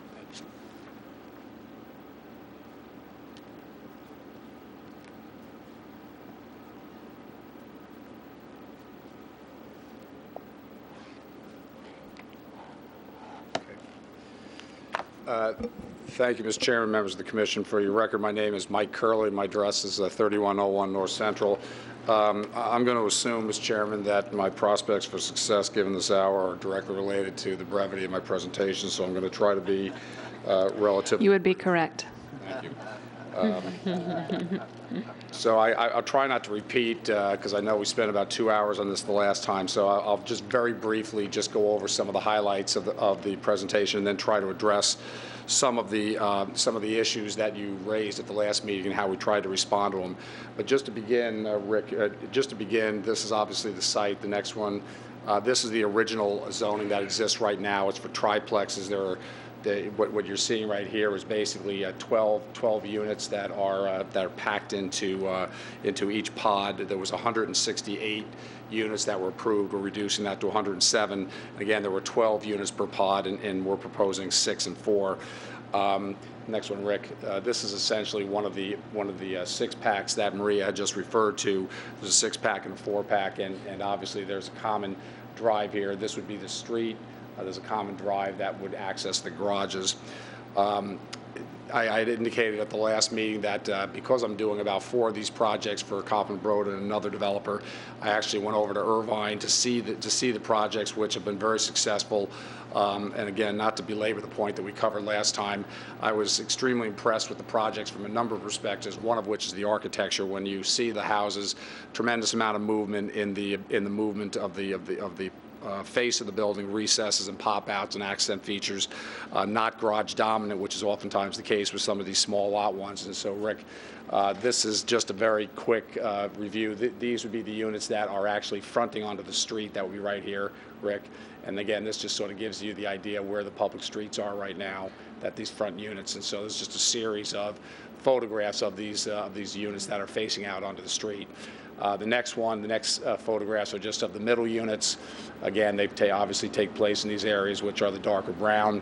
And again, this is a photograph of the elevation of the building. And then the next one is the end cap unit that takes place. And this is essentially the unit where there is separation of 10 feet. Thank you. I spoke briefly about the interiors of the site. Next one, Rick, there's one of the features that's really pretty interesting is this relationship of the indoor-outdoor units. And the next one, Rick, all of those doors recess into the outdoor space, so that there really is a tremendous interaction between the great room and the outdoor area. Next one, Rick. What I'm showing you here is basically the functional outdoor space. This is technically the side yard of these units. This area here where the dotted line is this green area is part of this lot. This area up here is the use and benefit easement, which you'll see in a photograph in a moment, that this area essentially belongs to this lot from a legal standpoint, but functionally it operates in harmony with the existing green space down here. So, Rick, this is just a series of these outdoor spaces. And by the way, what you're seeing here, and this is probably the best example of the use and benefit easement, the area that's right about here actually belongs to this unit over here, although it functions as the backyard for this. And this area is proportionally representative of what we're talking about here. It's an apples-to-apples comparison. So, Rick, you can just go through those, and this is a couple more shots. There is a project that is being built that is identical to the Irvine project in Phoenix. It's at Tatum and Greenway. These are some shots of that particular area. The architecture is very similar to what I've just shown you in Irvine. And then this is the outdoor space that exists there. And again, it's dimensionally proportionate to what we're proposing here. So with that background, I sort of indicated that from my perspective, if one of the threshold questions that's being asked is this good for Gilbert? My response is obviously biased, but I think the answer is yes, and I'd say that because we're reducing the density from 163 down to 107. We're reducing traffic, reducing parking from an architectural standpoint. I think that this clearly is something that's going to contribute to the area. 2 background points. Next one, Rick.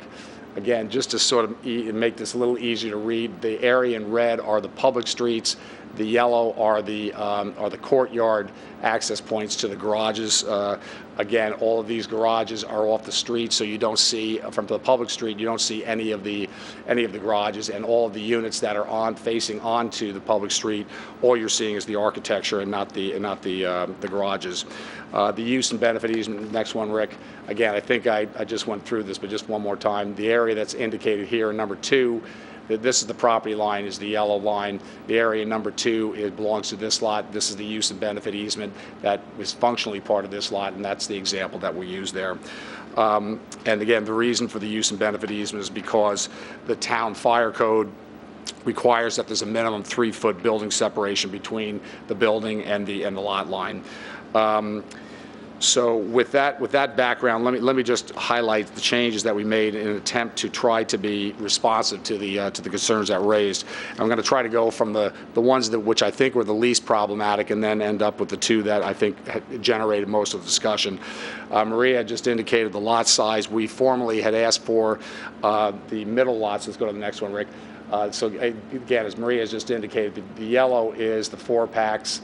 And the orange is the 6-packs. Next one, Rick. What this is basically the size of the lots. Where we're seeking some relief is for the middle lots. The middle lots when we were formally before you were a minimum of 2,600 and change. We bumped that up to 2,900. And I would point out that the 2,900 only includes to this lot line. So this 2,900 does not include the use and benefit easement area that is functionally really part of this lot. If you include that functional area, it's about another 300 feet. That would bump that if you combined it with this lot here, you'd be over the 3,000. And again, as Maria has indicated, we inadvertently, in my letter to her, I indicated that there were 27, and in fact, there's only 22. So that sort of gives you the lot sizes, and again, this 2,900 does not include this 300 square feet, which I've included would obviate the need for the relief. Next one, Rick. So again, that 2,900, or the 22 lots are highlighted in orange. Next one, Rick. Again, next one. And then again, this is the average lot size for the 4-packs and 6-packs in terms of the 3,000 square foot minimum. The next one, and again, this one I don't think was very problematic, or at least it didn't generate a lot of comments. We're seeking to reduce the rear yard from 10 to 5. The reason for that is that this is technically the rear yard, although again, because this is the area for the livable space, this is the functional backyard. This is really the functional side yard, so we're seeking to reduce that from 10 to 5, but again, the area in here is larger than what the backyard requirement would be. And again, the setback is about 20 feet between the units, and then there's a patio area, would be about 18 feet of separation. Maria indicated that we had a side yard request we were requesting that it be eliminated or reduced down to 3 feet. We've eliminated that by dealing with some of the footprints on the house. And then the last two changes or the last two deviations that we asked for that did generate a significant amount of comment. Rick, go to the next one. But I'm sorry, back one, please. Okay, we're done with the lot coverage. Let's go to the next one. Next one. Okay. Okay, back once again. I'm sorry. Is this area here at the end court area? We were asking for this separation between the buildings to be reduced to 7.5 feet. We've amended the application, so the building separations, we're no longer asking for a deviation for that. So what we are asking for is that the front yard setback be reduced from 5 feet, from 10 feet to 5 feet. There'll be a 10-foot building separation, and it only occurs at this end cap where there's the wing of the house. It meets building code, and this area in here is area which is non-livable. It's closet and bathroom. So again, we're eliminating the building separation in that particular area. So that deals with that one front setback area. The other area that had generated a bunch of concern was the lot coverage. Let's go to that one, Rick. This is what we were formally asking for. The units that faced out on the street, we were compliant. The units that were in the middle, we were at 51%. We've now changed that to 50%. And the area at the end cap, we were asking for 55 and 61%, and now we're asking for 57%. So the only area where we're above the lot coverage is in this area right here. That totals 18 lots. Go to the next one, Rick. So the units that are in have the dots on them are the areas where we're asking to go to 57%. And we would point out that all of those lots that are there are basically fronting, or they back onto open space, which is 30 to 50 feet of open space. We have view fencing on these particular lots. So in terms of the lot coverage, we hope that you'll agree that the combination of the view fencing and this open space, there's not as much of a concern about the additional lot coverage for these particular lots. We've been able to get rid of the other lot coverage requests for the middle lot and the front lot by doing a number of things. One is we've eliminated one of the plans, which is one of the larger plans from our portfolio. We've reduced the size of some of the lots that were, or some of the units that were at the end cap, and I'll show you in a minute that we actually altered the size of the porches in order to address not only the lot coverage issue, but also Mr. Cavaney's concern about the exiting car from the garage. So again, now we're compliant in terms of lot coverage with 89 out of the 107, and again, the only ones that we're asking for the lot coverage is in this end cap unit adjacent to the open space. I'm almost done. I'll just talk quickly about a couple of other changes which we made. Maria has indicated that we eliminated one of the 8-packs that was up in this area. There was concern expressed about the distance between these end units and bringing the garbage out, so we've eliminated that and changed those couple of units. We reduced the 2 units out and added additional parking, and we added additional 6 spaces in there. Rick, you go to the next one. And just in terms of a parking summary, because there was a lot of concern about the, or at least a lot of questions raised about the amount of parking. We have a total of 107 lots. There's 2 spaces in each garage for 214 spaces. We have on-street parking of 71 spaces. Off-street parking, by off-street parking, I'm talking about these areas here. Total of 25 spaces, which is 6 more than what we had at the last meeting. And then when I say off-site parking, that would be parking that would be adjacent to the vacant commercial piece. So there's a total of 317 parking spaces that we're providing here. The last change is Rick, go to the next one, please. The last change is trying to address the concerns about cars that are going to be backing out in this area, and would there be some sort of conflict with the patio area? A couple of points. One that we didn't mention last time because we didn't know it, is that we talked about that this maneuvering area, the ability to back up, that actually was the result of an engineering computer programming which assesses the turning movement. It's called auto turn. We explained that at the last meeting. What we didn't know, and some of you had raised, is what type of car is assumed in that auto turn program, and the car that's assumed there is a car that is larger than a Tahoe. So that was a piece of information which we didn't have for you last time. But we did make the following changes, as Maria has just indicated. The area between the garages, between the face of the garage door, the face of the garage door, it was 27 feet. We've increased that to 28 feet. And then a couple of other things which we did was we placed a vertical curb here. There'll be a gutter, a vertical curb, and then 2 feet of separation from that vertical curb to the porch area. We basically have recessed the porch back. And so the result of that is that area that I just described in here, it was 2 feet. It's now 3.5 feet. So that really sort of encapsulates most of the changes which we made. We tried to be responsive. If there's anything else that you have questions about or you want us to take a look at, please feel free. Thank you. Great. Thank you, Mr. Curley. Are there any questions for Mr. Curley? Mr. Cavaney, or Commissioner Cavaney, sorry. Thank you, Mr. Curley. Appreciate that. While we're on this topic, and obviously this is one I brought up, so I think I appreciate the addressing of it. I'm still not sure I'm comfortable with it, but I understand you've tried to address it. I mean, realizing that a typical parking drive aisle is 24 feet, and we've got from face of structure to face of structure only 27, with no place to back the vehicle up. And I understand you used auto turn, but there's no place to turn. So I'm a little concerned that isn't adequate, but it's better. So I appreciate that. I think also, and I guess I can ask staff this a little bit, but there was a concern with the lot coverage, and I need to make sure I understand the concern that that is still on the table with that. So there was still a concern by staff, correct, about the lot coverage?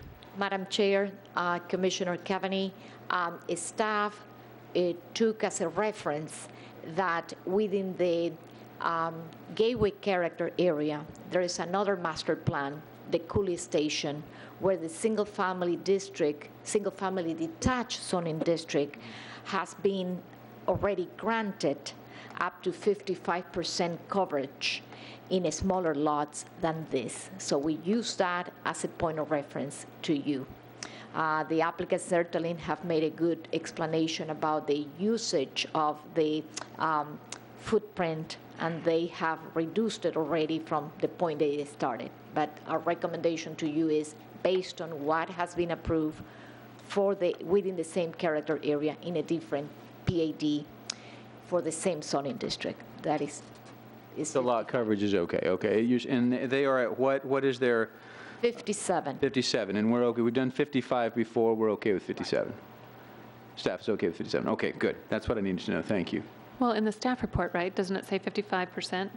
We say 55% based on that. So it's up to you, Commission, based on the presentation and clarification and details that the applicant maybe to recommend something higher than that. But we use that as our base point for the data that we have available to us that already we have a precedent in the character area. Okay, great. Thank you. Thank you, Maria. Appreciate that. No, Mike, also, we had a couple more questions, or at least one more. We had talked about these motor courts and how the 20 feet is that from curb to curb? Nothing has changed here, apparently, right? We have the same motor court width that we had last time we saw this, right? Yes, sir. It's 20 feet, except what we've done is by altering the footprint, it's 20 feet within the motor court, and then as you see, there is additional 4 to 5 feet beyond the motor court in these two areas here where you'd be backing up. So there's actually a total of 28 feet from garage door to garage door. So in other words, this area in here is not included in the 20 feet. Right.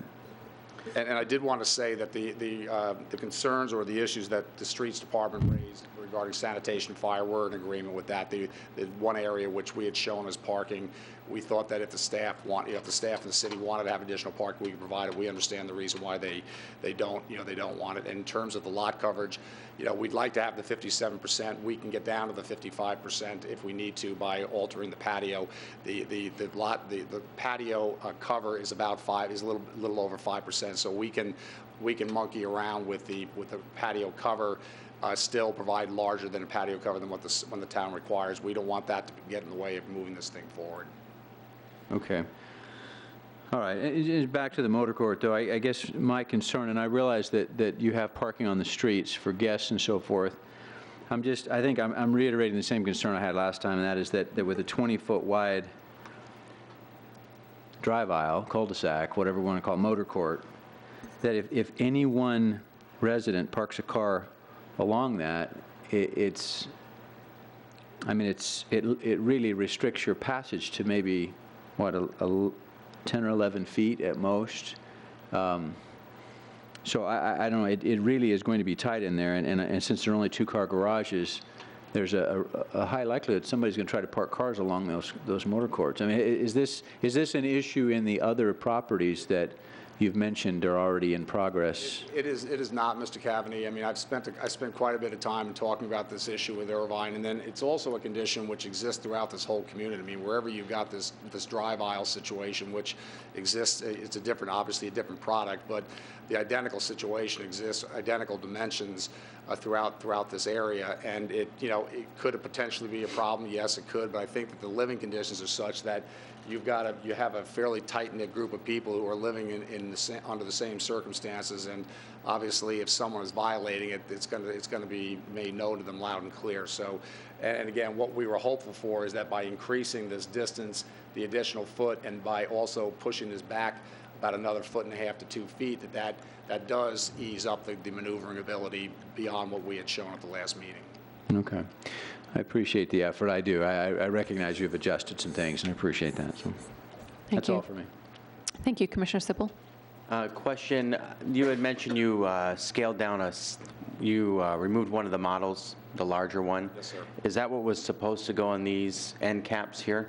Yes, Rick, flip back to the lot coverage comparison. In the previous application, we had two different plans. We had a plan 4, which obviously was larger, that generated the 61%. Frankly, it's one of the better selling models because it's a larger unit. Yep. But we, in an effort to try to get this winnow down, the differences in the lot coverage, that we eliminated this provision here. And so now basically will be Plan 3s on both of those. What would be the difference? Is that now, did it used to be a 4-bedroom and now it's a 3-bedroom house? believe it's just the size of the house. Okay. I think the Plan 4 is a couple hundred feet larger than the Plan 3. Okay. Same amount of bedrooms and stuff? Yes. I'm just thinking, I'm sorry. And then the other thing we did in order to limit the lot coverage is we tried to reduce the size of the patio area, again, trying to address Ms. Cavaney's concerns as well as the lot coverage. so really for me, the lot coverage isn't so much the issue as how many people are going to be, we talked about this, how many people are going to be living in the larger homes in Gilbert. And again, I too appreciate that you mentioned Tahoe was the vehicle size used. So that is a bigger vehicle, although I will admit it's not as big as a Suburban or an Expedition, but yet large enough. I do recognize as well you guys put a lot of time and effort in, so I thank you for that. But I would still share the same concerns that David has with the backing out and those end caps specifically. All right, thank you. Any additional questions for the applicant? Oh, Vice Chairman Ayler? I just have a question in this exhibit. Your Plan 3 changed its percentage. Why? It actually, the product didn't change, but the adjustment of the lot lines. Okay. So that lot became a little smaller, and hence the lot coverage bumped up a little bit. Okay. And then, I guess in going back to the curb, is that, because I was trying to, for that end capping, talking about backing out of, going back to that exhibit, is that 6-inch curb in line with the garage door? Because that's where I was trying to zoom in and I couldn't quite tell where the end of your asphalt goes plus the 6-inch curb. Am I going to is it going to taper down so I'm not hitting a 6-inch curb? Yes, this area right in here is actually, this was added as part of what I refer to as the gutter. So this is an additional foot area that was added. So the changes that occurred from the last time was this gutter area of a foot, the 6-inch curb, and then 2 feet in back of that 6-inch curb. All right, so I have a little more angle to come out and to back up into? Correct. I mean, I can say I also agree that it's going to be tough coming out of there, but I can appreciate going back to the table and looking at the design and trying to make it work. I'd like to see how a Tahoe turns out of that last parking spot, but I think it's more of a 3 to 5 point turn, but that's for the residents. So I can appreciate you guys trying to make it work. Thank you. Any further questions for the applicant? All right, thank you, Mr. Curley. With that, is there anybody here wishing to speak on this item? I don't think there's anybody else other than the applicant. All right. With that, I assume, Mr. Curley, you have nothing further to add? Okay, Maria, is there anything further you'd like to add? Okay, with that, we'll go ahead and close the public hearing, bring it back to the dais for discussion and possible motion. Commissioner Cavaney? You've been given the motion. Did I raise my hand? She did for you. Okay. Let me clarify one thing before we try to make a motion. We still have the 5 perpendicular parking spaces that are not acceptable, right? And that's the only thing that staff is concerned with. Madam Square Chair, footage. Commissioner Cavaney, we have 2 conditions. One is to remove those spaces from the development plan before we go to town council, and the other one is to relocate the refuse bins in the straight section of the same street further east, per traffic engineer's recommendation. Okay. Those are our 2 steps. Thank you. Anybody else have any conditions before we make a motion? No. All right. Ready to jump into it? I'll do it. Here we go. What's that? For the reasons set forth in the staff report, we move to recommend approval to the town council for Z13-12, subject to the conditions listed in the staff report and as just described by staff. Second. Okay, I have a motion by Commissioner Cavaney, a second by Commissioner Peterson. All in favor? Aye. Aye. Any opposed? Passes unanimously. Thank you, Mr. Curley. Thank you, everyone. You made your billable hours tonight.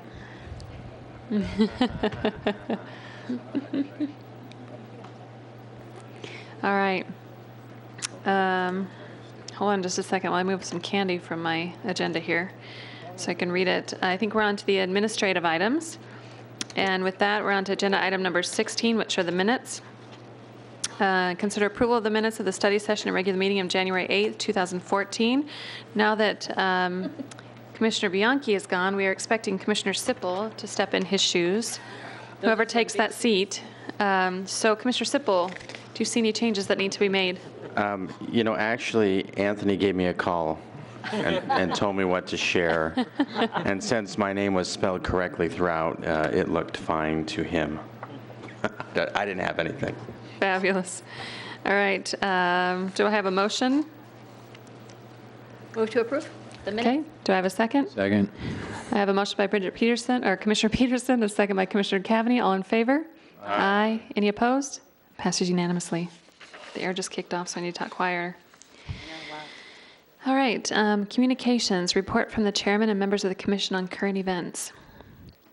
I know that it's a big public event right now, that there's a LDS temple that is open to the public right now, so through February 15th, so in the town of Gilbert. I think you can show up during the hours of operation and get in, or you can try and reserve some tickets online. I can't think of anything. Mr. Al Ward, I know that he's already left. He's a planner for the town of Gilbert, but we'd like to recognize him and tell him that we're excited that he gets to retire. We're also a little jealous, but we're also very thankful that he has served the town so well in his tenure here. Awesome. So anybody else have anything further to add? Not at this hour. Okay. Moving on, report from council liaison. Councilmember Daniels wasn't able to stay tonight. I think she's watching us from home, though. So we'll go ahead and move on to agenda item number 19, report from Planning Services Manager on current events. Good evening, Chair Whitman and Commissioners. I just wanted to share that for January 2014, we had 113 single-family permits issued and 139 permits finaled, and also that the Town Council will be considering the major general plan amendment for Vestar. That will be at their February 13th meeting, which is next week. Great. Thank you. All right. Well, thank you, everyone, for tonight. Do we have a motion to adjourn? So moved. We're moved.